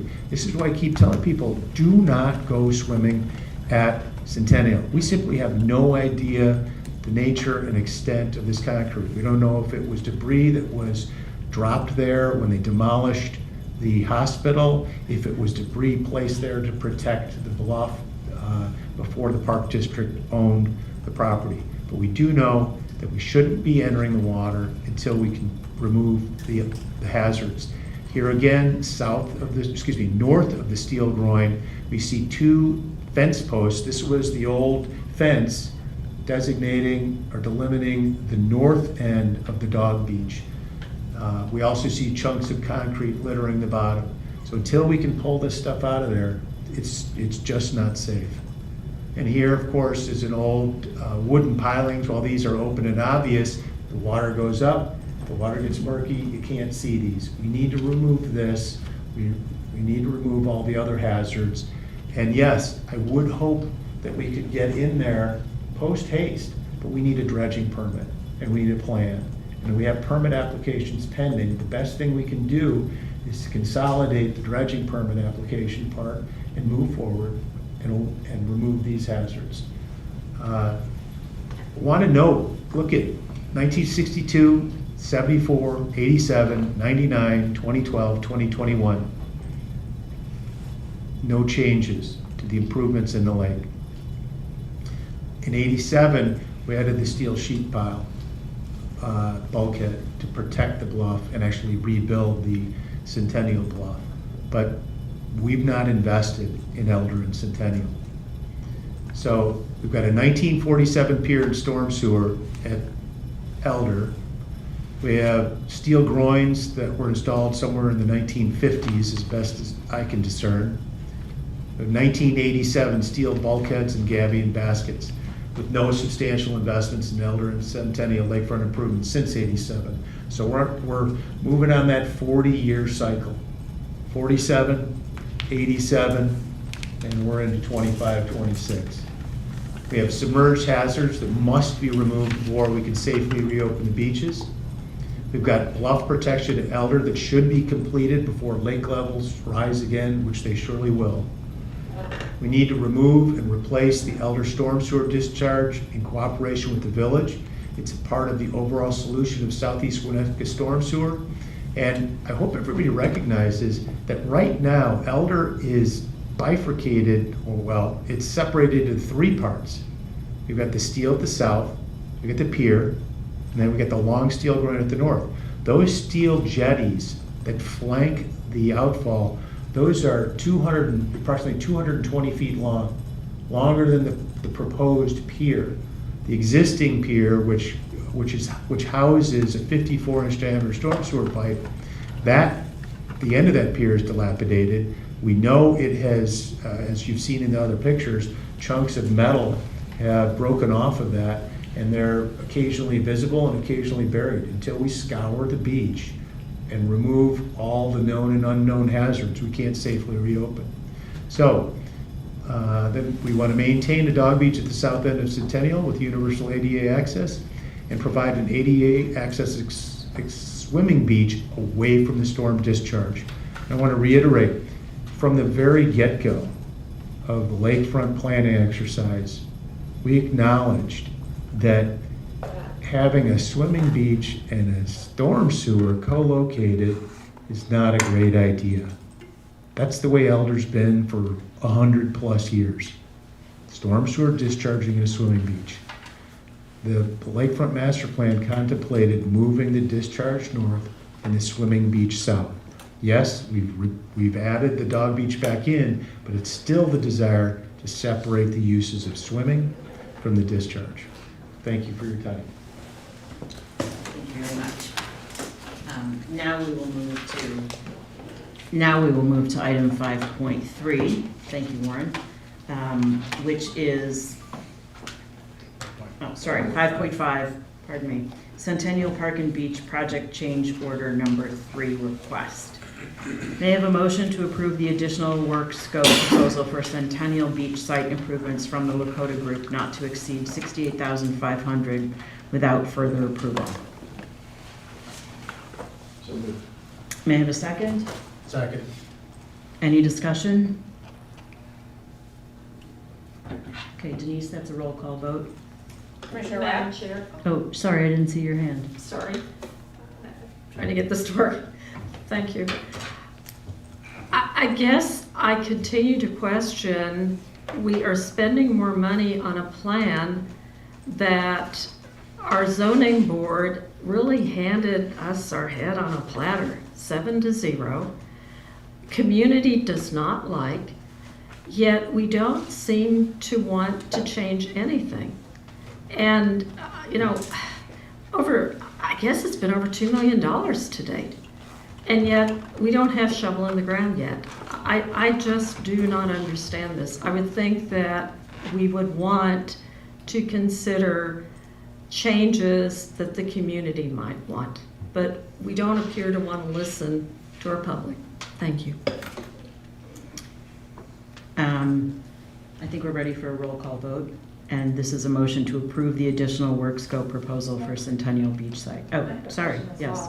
I had just asked that staff be prepared to explain what is still outstanding on these contracts before the change order. It's unclear to me, honestly, for what we're asking for, why this would not be covered under the existing scope, because it's additional hours that we're asking for to be present at meetings. So it looks like for Lakota, we still have $50,000 in our bank with them. So I just would like to understand what, work is still outstanding that covers that versus what's covered under the change order. Go ahead. So the work that Commissioner Rapp is identifying here in the cost of what's still outstanding is, once again, remember that we separated the Elder and Centennial project. So the costs associated with that separation from the change orders previously, back from September 7th, 23, the adjustment back in April, I want to say it was April 23rd, 2024, there was amendments to split the package into 2 sets of CDs into our permitting requirements for that. There was additional time slated to complete that, monthly project check-in meetings, ad hoc meetings as needed to address concerns as they come up, and so forth. Also, there was allotments for permitting to date. The change order that you have in front of you this evening, outlined in the memorandum dated December 19th, change order request 3, is only for Centennial Park. And the reason that has been identified, and I'll go through the different independent scopes of services called out here, is because of the process that we've seen to date of what was anticipated originally with a single meeting and time associated with the preparation for that meeting materials, presentations, and so forth, compared to what we have seen to date with going through 3 meetings and having to prepare all the due diligence for those meetings, taking on additional work with our parking studies and so forth. So the time allotted from the original proposals in the change orders to address the concerns as directed by the board to split the project is kind of noted as follows. So the additional services for the Lakota Group is broken down into 4 different functions. A, public hearing entitlement process. This is all the activities for the supporting of the Zoning Board of Appeals, Planning Commission, Design Review Board, and council requirements, preparation of presentation documents based on development of permit materials, as well as the applications themselves and presentation materials for those. So the time to do the work that is presenting is identified there. In addition to that, you'll see B, that was for $13,000. The option, or not option B, but identified here is item B, the consultation and additional meetings to participate, attendance in the presentation, preparation meetings, preparation for the pre-meetings with the Park District staff and board as needed, monthly coordination meetings, and so forth. These meetings are set based on what we've seen to date and will be billed out as used or as required. I'd also like to note that if we have to adjust the 3D renderings to the project permit, there's an allotment for that. That will not be executed until it's needed. That was $4,000, as well as design revisions to the plan to update the plan, or in this case, the construction documents. There's an allotment of $5,000 there as well. So once again, we didn't want to come back to the park board for yet again another ask after this if things developed and change. We had this set up to make sure everything was all inclusive so we can identify those work scopes and those work streams. But once again, those items as identified here will only be executed on as they are needed. I'd like to also note in here, based on the services in total for $28,500, there is a reimbursement expense estimated at $500, and at the time that the president of the Lakota Group, Scott Ferris, puts into the project, if you've been noticing on the invoices, he doesn't charge us for his time. That time has been comped. Scott's committed to the project, but he has to pay his team. So that's something to consider. In addition to the Lakota scope is Space Coast additional services, once again for Centennial Park. That's outlined here as well. In the adjacent scope of services, there's 2 tasks identified: revisions of the meetings during permitting. If there's, once again, revisions that are needed, that task has been identified not to exceed $15,000. An additional consultation time for their staffs and services to attend all the meetings. Right now it's suggested at $25,000. That would be additional meetings as provided for the December 11th, 3 future plan commission meetings, 3 future zoning board, plan commission, 3 of the village council meetings, and preparations for all of that. Once again, these are going to be Did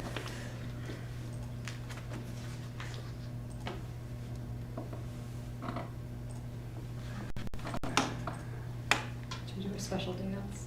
Oh, internet dance? Have some chocolate. That makes everything better. Do you have any? He says best. Everybody has. Snowman buckets for the holidays. We're good whenever you guys are. Okay, good. So, did you capture the roll call vote? I got it. Okay. Did I repeat it? Do you want to repeat the roll call vote for 5 point? No, Okay. That motion passed. 4-2. Okay. Item 5.6, Elder and Centennial Park and Beach Project Change Order Number 3 request. May I have a motion to approve the additional work scope proposal for Elder Lane and Centennial Beach site improvements from Red Barn Design and Engineering SC not to exceed $31,800 without further approval? So moved. Second? Second. Excellent. Any discussion with regard to the Red Barn not to exceed? Commissioner Ruth? I just have a question, and Costa, I noted that in the change order sent in by Red Barn for Elder, there was a brand new indemnity section where it appeared that Red Barn was shifting any liability associated with design back to the Park District. I wondered if that indemnity change also has been incorporated into this change order, or whether it is the contract that we signed with Red Barn, when was that, October last year? The terms and conditions remain. So as it relates to the contract for the work scope that is existing, that contract and the indemnification would stay as is. As it's been identified through here in previous review, you'll notice that this is in regards to additional services at an hourly rate to provide additional support for the project. So once again, the way that I understand it, the indemnification for the contract overall would stay because that's the base contract. As it relates to the additional consulting services here for the special use project, it would be based on the negotiated piece through here. So that would be something that if the board would like us to review further and discuss, we can bring that back for discussion based on a consideration with the following addressed concern. Okay, thank you. I had a question just on the schedule and the hard end date of May 31st, 2025, and what the rationale was for that. And then my second question again is, we still have, looks like 85 or 82,000 nearly of balance to complete for Matthew Wright. So I think just understanding, what's in there and what's in here, because I think, we still have a lot. Sure. Contract included some things that I, again, thought could be on an hourly basis. And then I think with this date, there may also be a little bit of a discrepancy in the insurance coverage requirements of the original contract that probably would require, I think, a little bit more legal review. So to kind of work through these in regards to the scope of services identified previously in the existing contract balance to finish versus what's being addressed here. The contract to finish is as it relates to the additional work through Matt and his third-party vendor of Shabik & Associates to complete permitting for the state and federal regulating bodies. There's a portion there. Along with that, there are the bid requirements. Matt has it through his contract for those is to continue through, and the bid requirements to get the project to bid. That's part of their responsibilities in the final design, well, not design, but the final plan submission to those bodies. So that's the outstanding, or the current outstanding balances for the existing contract. As far as it relates to the proposed contract, as I mentioned, this is based on time and materials for additional services for what we've heard and the engagement through special use permit and the additional time of consideration. We allotted in 60 hours for each project here, unlike the Lakota project, or excuse me, the Lakota change order, where they still had costs or fees that have not been billed for the special use permitting. Matt's project didn't take through special use. He was state and federal only.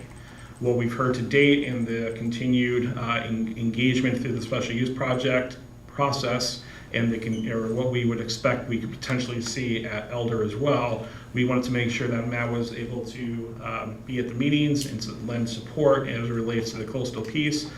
So we wanted to include that in there. As it relates to the date that's been identified in here, the original scope of services and the project was originally anticipated to take about a year to get through. Here we are in our second year with, I don't want to say no one in sight, but it's off in the distance. Matt is looking to keep moving forward on the project, so he has identified a performance date of May 31st, 2025 in here for execution and completion on this additional scope of work that's anticipated. He said that he's willing to finish the job, but at the same time, where things have led to date, there's no end in sight, so he wanted to put a date certain that he could have noted in there if this was to keep running and running with no end in sight. He suggested to me that he wants to finish the project, he'll be part of that, but for his requirements, he wanted to include the dates. Does that cover the comments and the questions that you had? Yes, although when we talk about the stormwater, I would like to hear Adam's comments on the indemnification that Commissioner Root raised. Okay, so I think we finished discussion on item 5.6. So that's a roll call vote. Commissioner Root? No. Commissioner Tyson? Yes. Commissioner James? Yes. Commissioner Lesson? Yes. Commissioner Rapp? No. Commissioner Kodo? Yes, That motion passes. thank you. Item 5.7, Elder Lane Stormwater Intergovernmental Agreement Proposals for Consultant Services. Costa. Thank you, Christina. As discussed previously and as directed by the board previously, staff has continued engagement for the opportunity to work with the village as it relates to an intergovernmental agreement around the Elder Lane stormwater discharge. The current fee structures that were built out previously by Christopher Burke Engineering and the work in the final design as it was included with the plans as they were submitted was completed to date. Continued from that, there's been some discussion and there's been some additional services around changes of the plan, post-permit removal or withdrawal to the plan that it is existing through construction documents as they exist to date that have been submitted to the village. Based on the information that we know and the discussions that previous Commissioner James Hemmings had with Village Liaison, there was a direction to keep moving forward in regards to the engagement of an IGA. The scope of services as identified here include 4 different consulting bodies. It has work services for the Spaceco Engineering along with Christopher B. Burke Engineering, who will be doing the heavy lift, if you will. It's going to be up to that team of Christopher Burke and Spaceco to review the different options as noted. Option 1 is potentially a new outfall alignment under the boardwalk. That scope of services has been broken down to 3 different tasks, task 1.1, 1.2, 1.3, providing hydraulic analysis through their computer software programs to make sure that it can flow and it will work, schematic design, and conceptual engineering options and probable construction cost. That'll take us to approximately around 30% of the design drawings to make sure that this is a viable option. The cost to execute on that is $15,000. Option 2 is called out as stormwater alignment through the north end of the existing proposed plan to bring those cost estimates up to date and to re-review everything to make sure that we have all our facts straight for potential IGA negotiation. The cost to provide that service is $3,000. Additional services, once again for Spaceco and Burke, tasks 3 and 4 is identified, revisions resulting from IGA negotiations. That is a task along with consulting meeting and conference calls combined for a total of $9,000. In addition to that, with the Spaceco and the Burke team taking the lead, Matt would be providing a secondary review as it relates to the integration and the coastal components of the plan. So for that, there's 2 phases of work identified. The review of the IGA documents as prepared by others, in this case Spaceco and Burke, and attendance of check-in meetings with liaisons, and then 2 meetings with the Village of Winnetka team as the project progresses. The cost associated with that is $7,115. That is broken out based on time and services, once again only executing on those services that are rendered. Phase 2 would include review assistance and construction documents integration into the current Elder Lane Pier design and construction documents, reviewing the permitting documents and addressing comments from permitting process. The cost for that scope of services or phase of work is $9,220. So that would be the combined services for RED. In addition to that, we want to make sure that the design blends with the non-engineering, or in this case, the design parameters that have been completed by the Lakota team. So we had the Lakota team put together a proposal as well. The Lakota proposal, give me a second here. Let me get the project together. I believe was the cost. Let me just go right to the proposal, I'm sorry. I had it right there.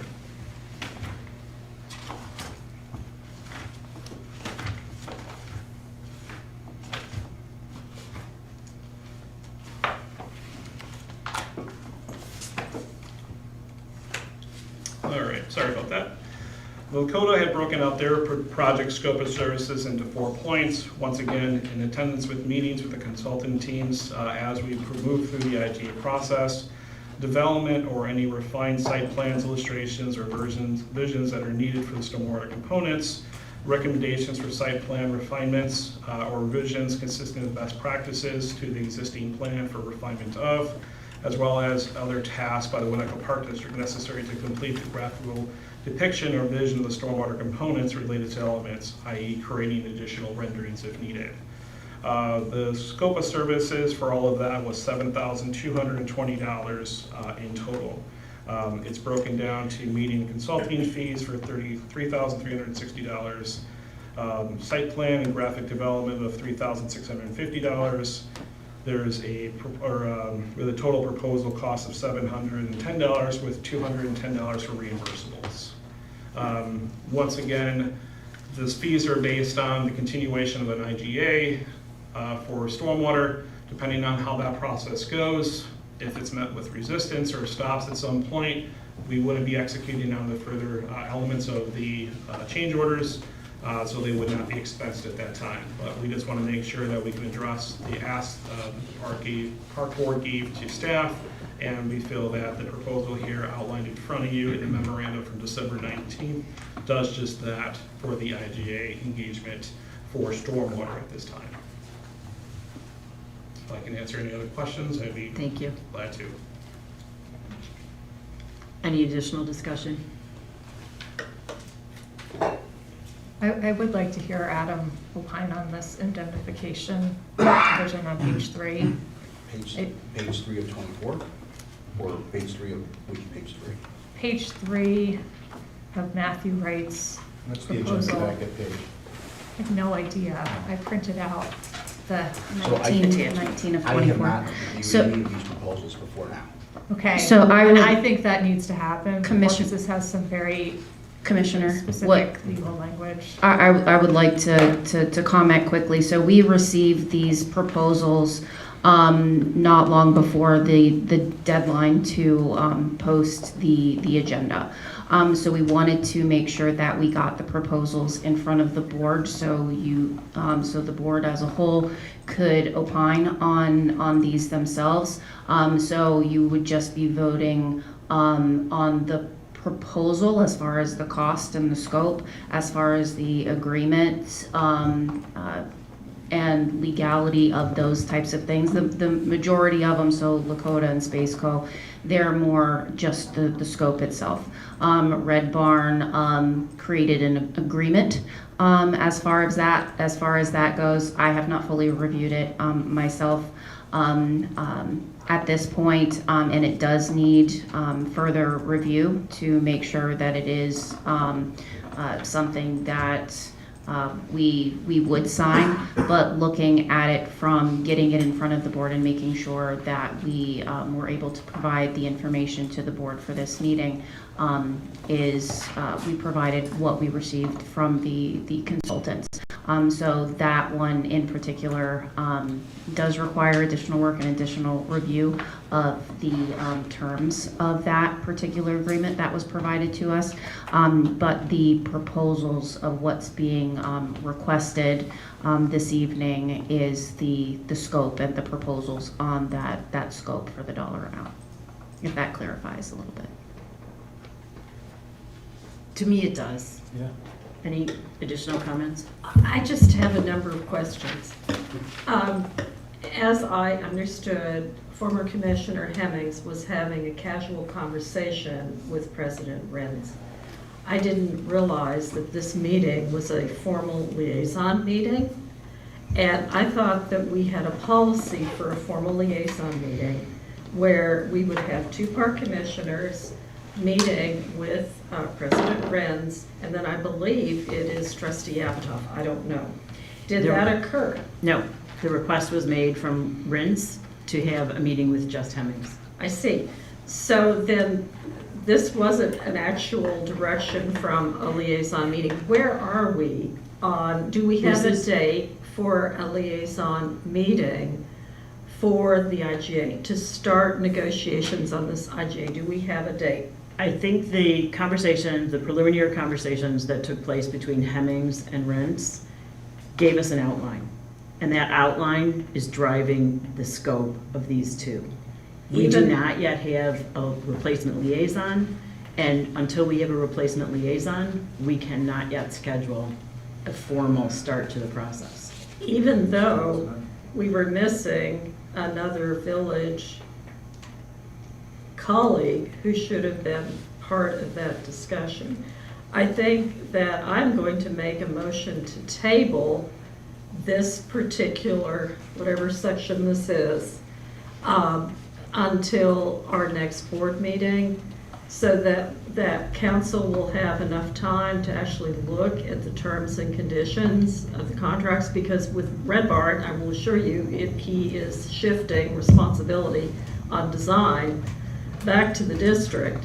And the concern I have is why. We need to know why he's doing that, particularly when we pay for his liability insurance. So, so that's, a motion, Can you motion to table. point where you think that we're responsible for negligent design?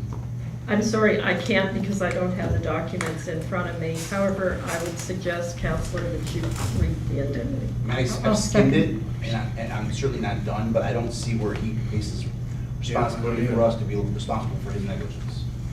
May I read from the document? Sure.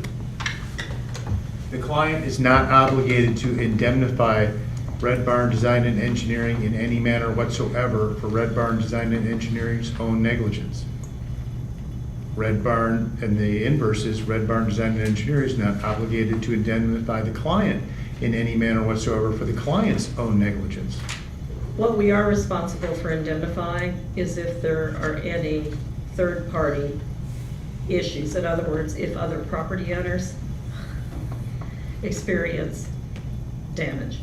And so I kind of wanted some understanding of that. But we have a motion to table, we have a second. Here's a roll call vote on the motion to table. Until January, so that we can have further clarity on these issues and know better where we are as far as the elder IGA discussions. Commissioner, could you clarify the motion, because I'm not sure if all of that was the motion or if it's just the tabling. The motion, it is a motion to table these change orders that address the elder IGA. 5.7. Thank you, 5.7 until the January board meeting in order to have council review of the proposed contracts and to have an understanding on where we are as far as negotiations with the village, meeting timelines for an IGA. We have a motion, we have a second. I'd like some information from Shannon and some information from Adam, and then we'll go around the circle. Go ahead.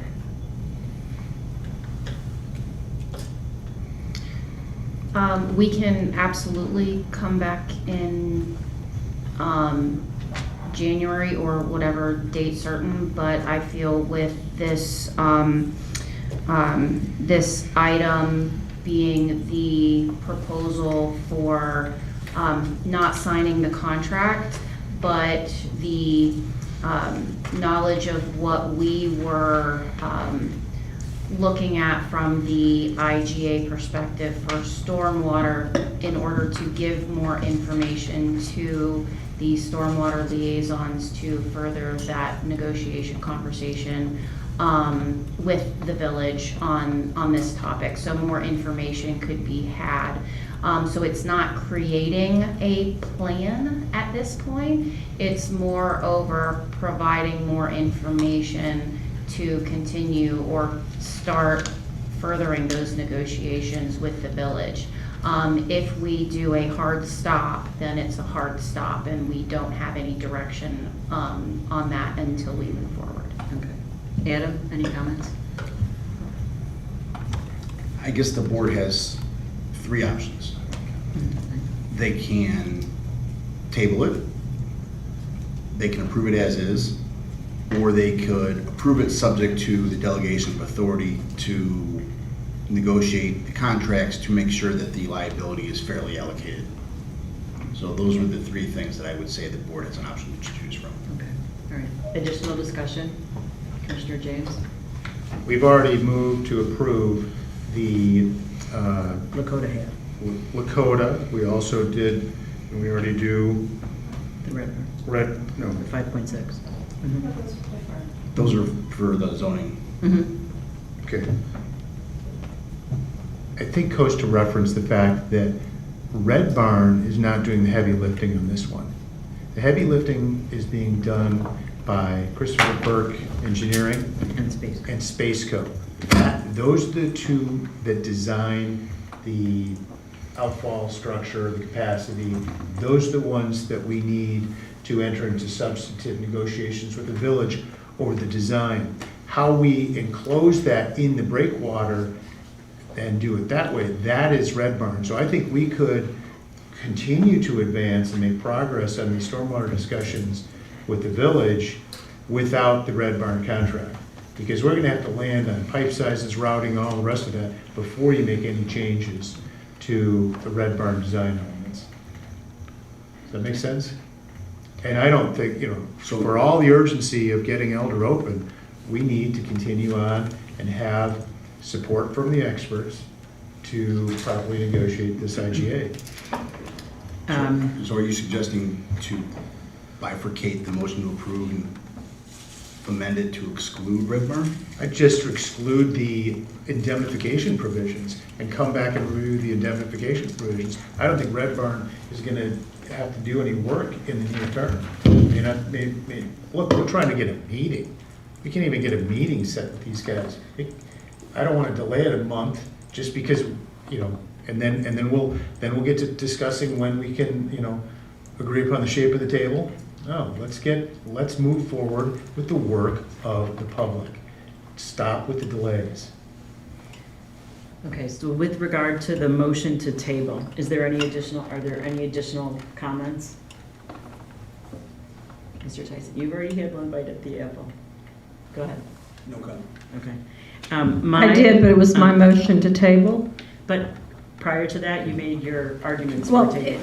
in response to Commissioner James, with permission from the chair, the fact that you stifled deliberation of fellow commissioners is somewhat disturbing when you permit another commissioner to speak for 15 minutes on a very good presentation. Commissioner James, So that was an very good. agenda item. It may have been.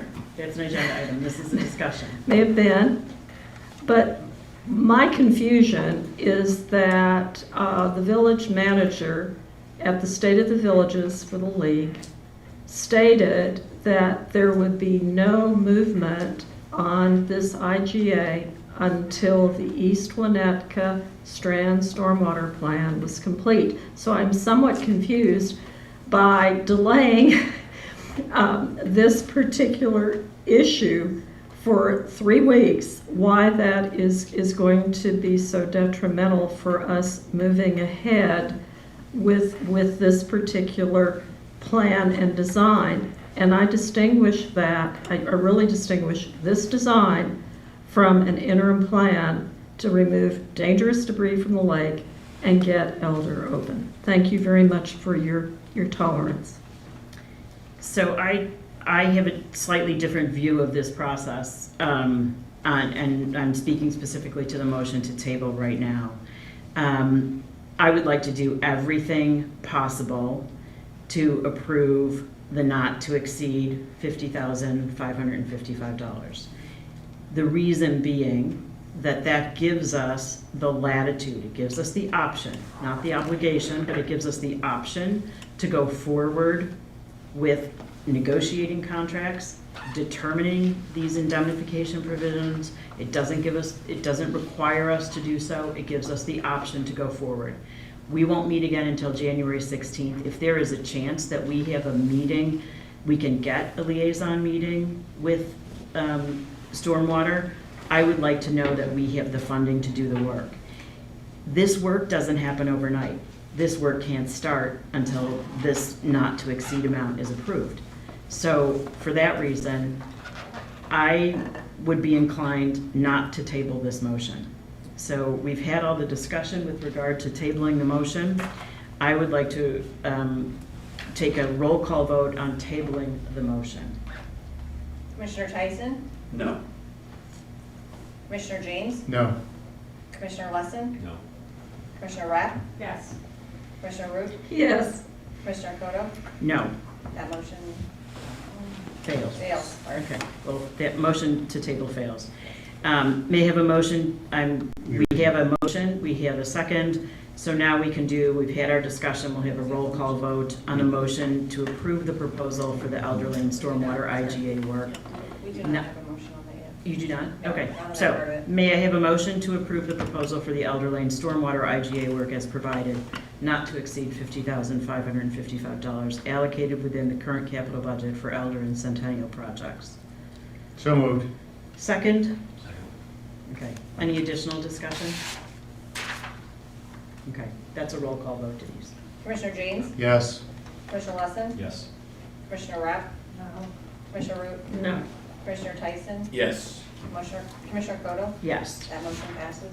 Thank you. All right, moving on to item number 6, new business. Notice of declaration of vacancy. That's Shannon. So I will quickly turn this back over to the board to address. So as everyone is aware, on December 11th, Commissioner James Hemmings resigned from the Winnetka Park District Board of Commissioners, effective immediately. So we are in need of filling his vacancy. And so we are declaring this as a vacancy, and we do have section 4.12 of the board policy manual, which stipulates the process for filling a vacancy. Basically stating that the board shall open a call for nominations and applications from eligible members of the community. Okay. And I'll turn it over to Okay. President So, Adam, did you have anything you want to say? No, I turned it Okay. off. So we are declaring a vacancy. Do we need to vote on that? Do we need motions? Excellent. We have declared a vacancy. Number 1. Number 2, we are hereby opening up the candidate application process. We have an application form. Each of us has a copy of this. Copies of the application form are available directly from the Executive Director's office. Yes, we also have it on the website. Okay, it's also on the website. So if you go to the website, and it is under the section Park District Info and then Board of Commissioners, and you can scroll down and see the application there. You can also request an application from our office, and we have that available. Okay, perfect. I'd like to suggest a timeline. I'd like to suggest that our next board meeting, we put this item in closed session. I expect that we will receive some applications. The number of applications we receive will determine the process. If we get 1 application, our work in closed session will be fairly swift. If we get 2 applications, there will be a simple vote. If we get 450 applications, it will be a much more lengthy process, and we can decide on that at that time, because I do think the number of applications will drive the process. So January 16th, I would suggest that we accept all applications, establish that as a deadline, set a closed session to review the applications, trying to get those applications out to the board members in advance of that January 16th, if possible. And we all allot some time in our calendars to look at those for the January 16th, and then establish a closed session agenda item. Yes.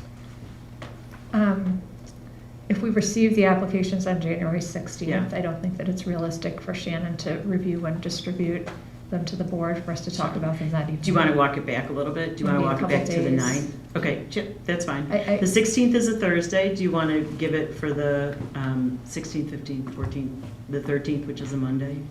Friday. Friday, the previous Friday is fine too. I'm fine with, the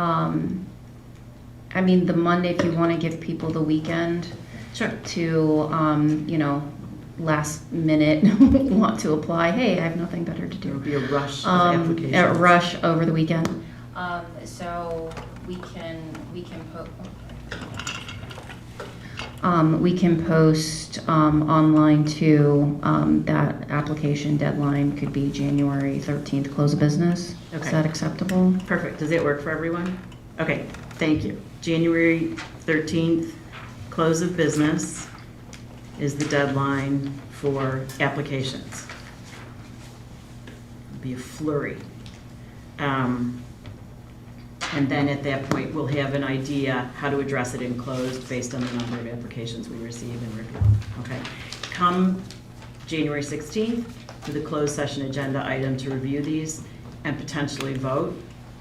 If we decide that we can't reach an agreement and we need to do interviewing, that's another step we can take as well. But I do think that we're going to get consensus fairly quickly. I think we're gonna center it around with some candidates. Additional comments, yes. Just a question, reviewing the application for the first time, thank you. I think this is excellent to have. It might be good maybe to include a link to the Illinois state law, like the election. I'm guessing that's like the election, like must be a resident of the district, and like I don't know, looking at this, Eligibility. what the eligibility requirements are, or do you have to live here a couple, like I'm assuming it's similar to what's in the voting, or what it would be to file as a candidate, but I don't know. Yeah, And Adam, then, you can help with that. Right. Park district bylaws, I don't know if that would be our policy manual, I don't know if we want to just direct that to Dylan, like I don't know what that document would be right now, because we have stuff We're in flux. all over. Yeah, I think I have,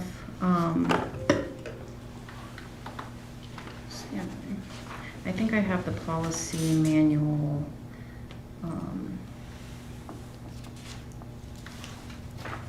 Yes, I have the board policy manual linked. Excellent. In the application, but I can add it. It might take me till tomorrow, so if somebody pulls the application tonight, it's not going to be on there. I think the board, the policy manual includes eligibility requirements for commissioners, but the board policy manual should too. I'd have to double check, Yeah, but I know believe the it does. policy It will, manual does. yes. Okay. Okay, we have a plan? Okay. Vice President position vacancy. Jim? Turn that right back over to you. There you go, okay. President Cody? I will now entertain nominations for Board Vice President to serve until the 2025 annual meeting set for May 22, 2025. Would anyone like to open with the nomination?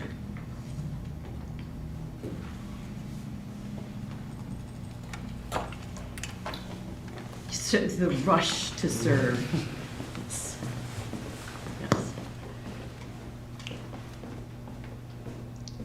I'll Okay. nominate Go ahead. Jeff Tyson, Yeah. if he'd be willing to serve. Commissioner Tyson has been nominated for the office of Board Vice President. Are there any other nominations? I would nominate Commissioner James. Excellent. Commissioner James has been nominated for the office of Board President. I don't think Commissioner James is eligible. Vice President. Or Vice President, excuse me. I don't think Commissioner James is eligible. Because he's already been president and he's already been vice president, and I don't think you can go back. Fair enough. I don't know. No, wait, let's look that up. Yeah.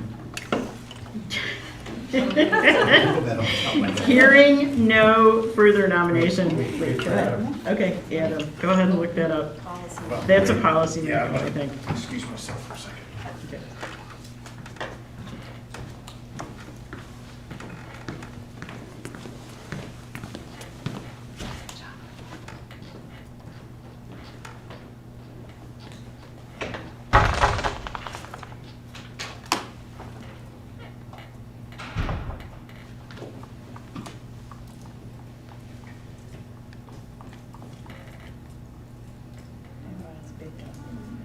It's 4.19.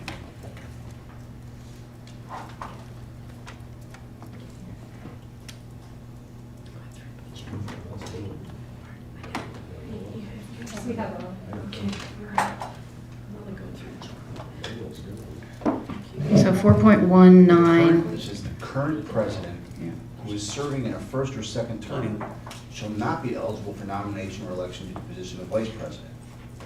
A board member who has service as president shall be eligible for nomination and election to either position after a one-year absence from the president position. Okay, So good, I he's stand eligible. corrected. That's okay, I stand corrected. Warren is eligible. Okay. Commissioner Tyson and Commissioner James have been nominated for the office of Board Vice President. Are there any other nominations? We're running out of people. Hearing no further nominations for the office of Board Vice President, may I have a motion to close nominations for this office? So moved. Second. Okay. All those in favor of closing nominations for the office of Park Board Vice President signify by saying aye. Aye. The motion carries and nominations for the office of Park Board Vice President are closed. Can someone tell Warren he is eligible? May I? Wait, I think he's surprised. I know. Oh, don't leave the room. May I have a motion to elect Commissioner Tyson for Vice President of the Park Board? I'll work in order of nominations. You are eligible, sir. May I have a motion to elect Commissioner Tyson for Vice President of the Park Board? So moved. A second? A second? Second. Excellent. A roll call vote. Denise? Commissioner James, Yes. Commissioner Lesson, Yes. Commissioner Rapp, Yes. Commissioner Root, Yes. Commissioner Tyson. Yes. Commissioner Koto. Yes. That motion passes. Excellent. Congratulations. You're a heartbeat away from this long assignment. Okay. 6.3 liaison assignments. New Trier Township High School is a single liaison, correct? Correct. Who would like to step forward for that? Warren? If you need me, okay. Yeah, thank you. Stormwater. I will step forward as a temporary. You and me. There you go. Back Let's together go. Let's again. get it done. Village of Winnetka. I need a second. Eric? Sure. There you go. And Winnetka Parks Foundation, that's you already, right, Jeff? That's correct. Okay, so we need a second there. So And the maybe, policy manual, yes. the policy manual calls for one individual, so that could only be one individual. Okay, so let's make that Jeff, since he's gonna have his hands full as vice president. Okay, all right.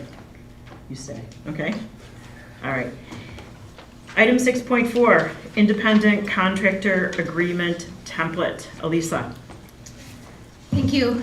Attached in your packet is the independent contractor agreement that we use annually with our independent contractors, which include programming vendors as well as service providers like entertainers or some of the vendors that we use for our special events.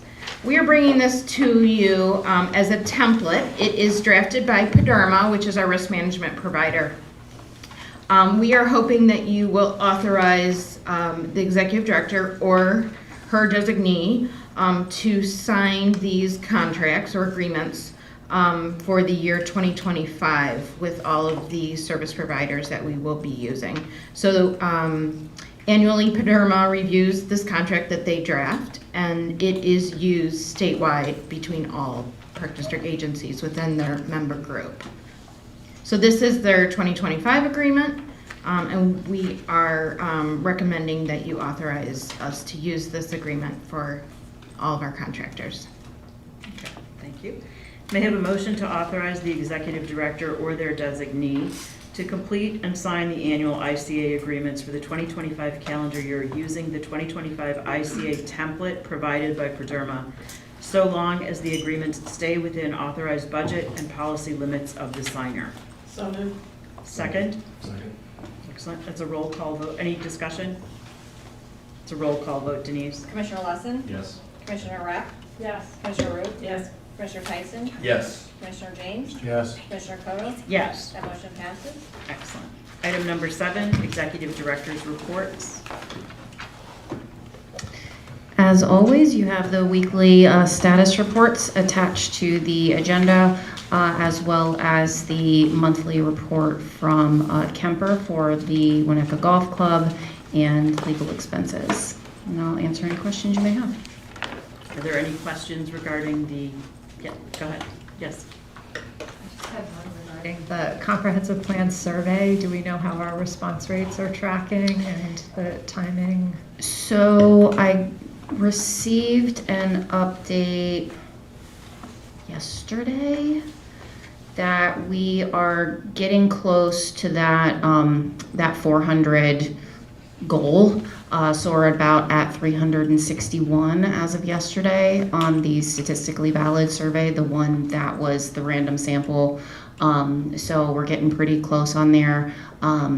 ETS is working through some advertisements and making sure folks are aware to kind of remind them that they have that capability to do that survey, but we're getting really close to the end. No, I have seen the ads pop up on Facebook. Good. Yes. Good. Okay.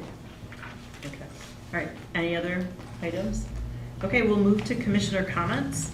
I would ask that we limit those commissioner reports, comments to 3 minutes. Cynthia, would you like to kick it off? I'm happy to kick it off, but I do feel like I'm being unfairly singled out by having to go first every time. I'm so sorry. You can change your seat. You can request to I change can. your seat. First, I wanted to express gratitude to Commissioner James Hemmings for his service on this board. I think that he contributed a lot. I'm certainly sad to see him go. So I just wanted to recognize him for that. I wanted to express gratitude to the village staff and boards for their ongoing work related to our projects generally, because like us, they are volunteers, and they did sit through 16 hours of meetings, review thousands, they definitely cleared 1,000 pages of testimony or documents in their packets. So I just wanted to, express gratitude to those staff members. Regarding the reopening of Elder, on November 8th in 2022, I was quoted in the Tribune as, "I don't feel like we have done a real college try on understanding exactly what needs to be done to open Elder. It is an asset. It's been closed a long time. We have heard overwhelmingly from the community that there is a strong desire for it to be open. And if we're sitting here with nothing actively going on with construction, we are going to have a lot of continued community upset."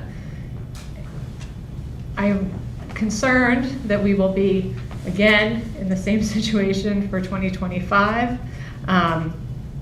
You can make arguments to say, well, if we hadn't pulled the permits before, we'd be open.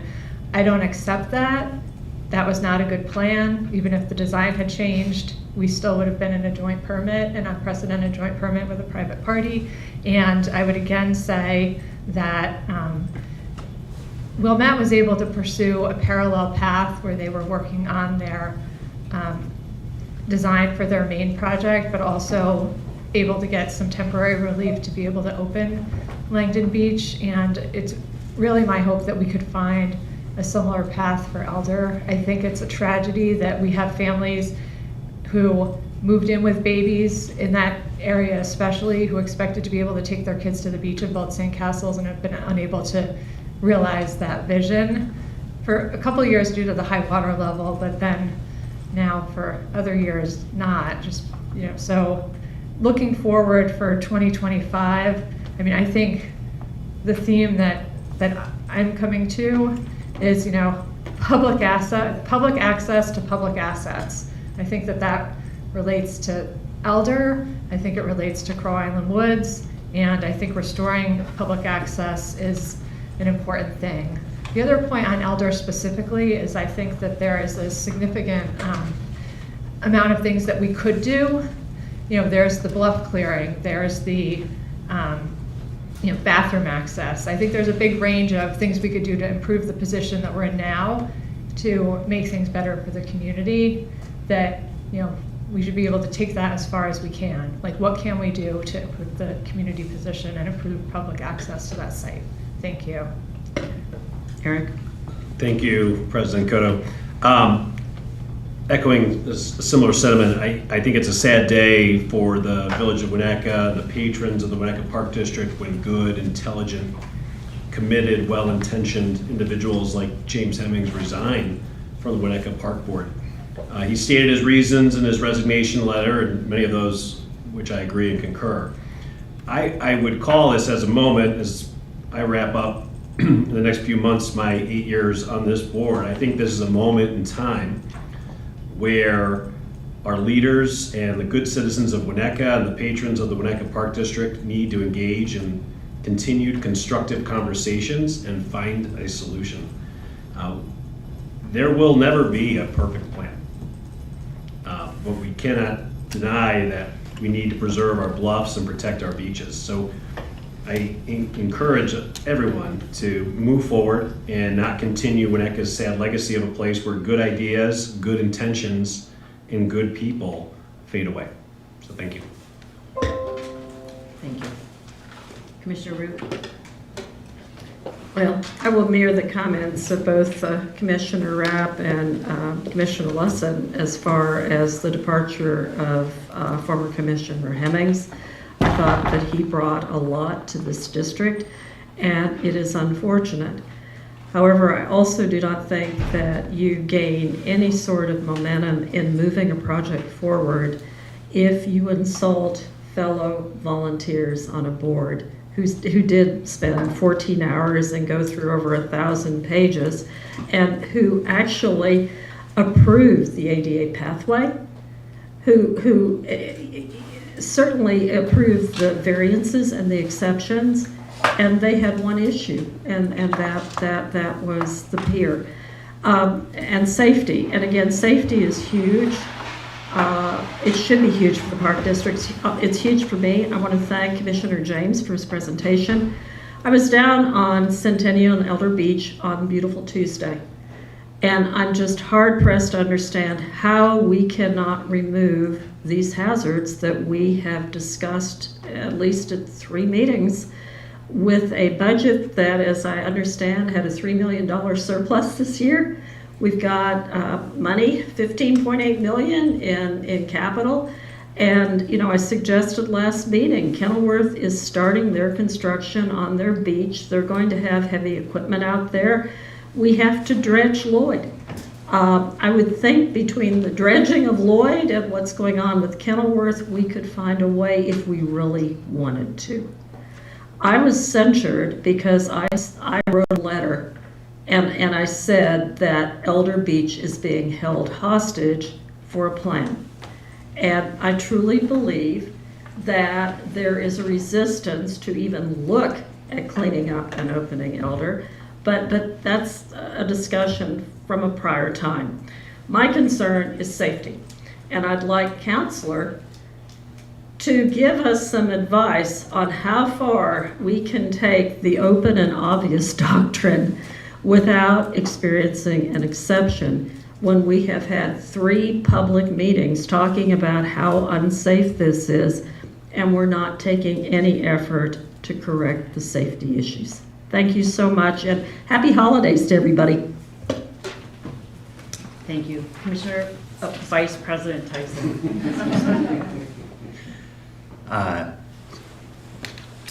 Just very briefly, I look forward in 2025 to having productive meetings, conversations with the village, because I think we have a common goal of making the community happy and getting Elder open as soon as possible. So here's the positive thoughts of making that happen. Thank you very much. Commissioner James?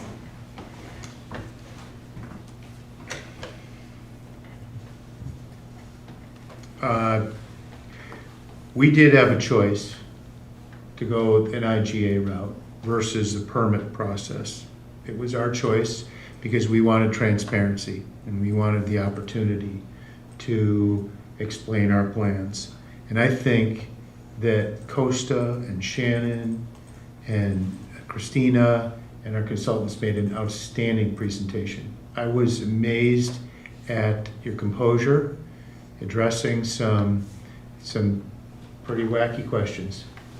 When I saw presenting guard training processes to the IGA, the entire process underscores what has ailed this community for decades. The process provides multiple opportunities for the most strident voices to appeal to the various boards, inevitably wearing them down to a point where they impose changes to the plan. I'm sorry, but we've heard from all these same people many times before, for years. They don't represent the entire community. They represent a very narrow, highly energized group of citizens determined to impose their personal preferences. We, the elected officials, have a duty to represent all 14,000 citizens of the Winnetka Park District, which exceeds the boundaries of the village, to provide public access to all, to people of all abilities, and to afford opportunities as well. when after literally years of hearings and deliberations, including multiple plan modifications to address citizen concerns and the ever-changing village ordinances, we prepared the plans for the betterment of the community. Now it appears that the zealots are poised to post office the lakefront. If you don't understand the reference, you haven't lived here long enough to understand. There's a very small but vocal group of residents that defeated the thoughtfully considered plans to redevelop the post office site in 2007. Now, nearly 18 years later, the post office remains unchanged. Again, I will refer to Commissioner Hemming's resignation letter. When fleeting moments of subjective and uninformed judgment can trump thousands of hours of considered and expert work, the system is not working for our community. In the time I spent working with Commissioner Hemmings, I found him to be thoughtful, deliberative, and wise. We didn't always agree, but I respected his critical thinking skills and his calm demeanor. What disturbs me is that former Commissioner Hemmings threw in the towel, apparently concluding that there's no purpose to our work at the WPD when the village board will simply oppose its opinion. As former village manager Doug Williams said in 2010 in his farewell address, I am, however, concerned about what I perceive to be a rising tide of incivility in our village. I'm concerned that if we don't push back in this tide, these altruistic Winnetkins will no longer be willing to volunteer.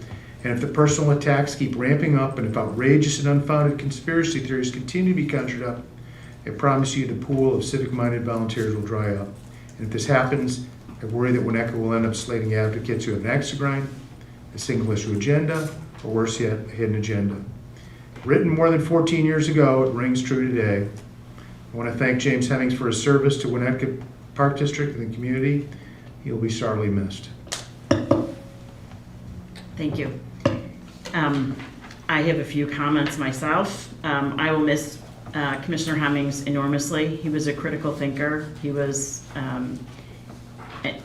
a serious intellectual. He was a good thought partner. It was a pleasure to listen to him parse some of these issues, and he was also willing to take on a lot of work. So I will miss him. I am sorry to see him go. I am, like my new vice president, the eternal optimist. We have a process. It's a new process. It's not a process that we asked for, but we are now working through the special use permitting process in accordance with the ordinances adopted by the village.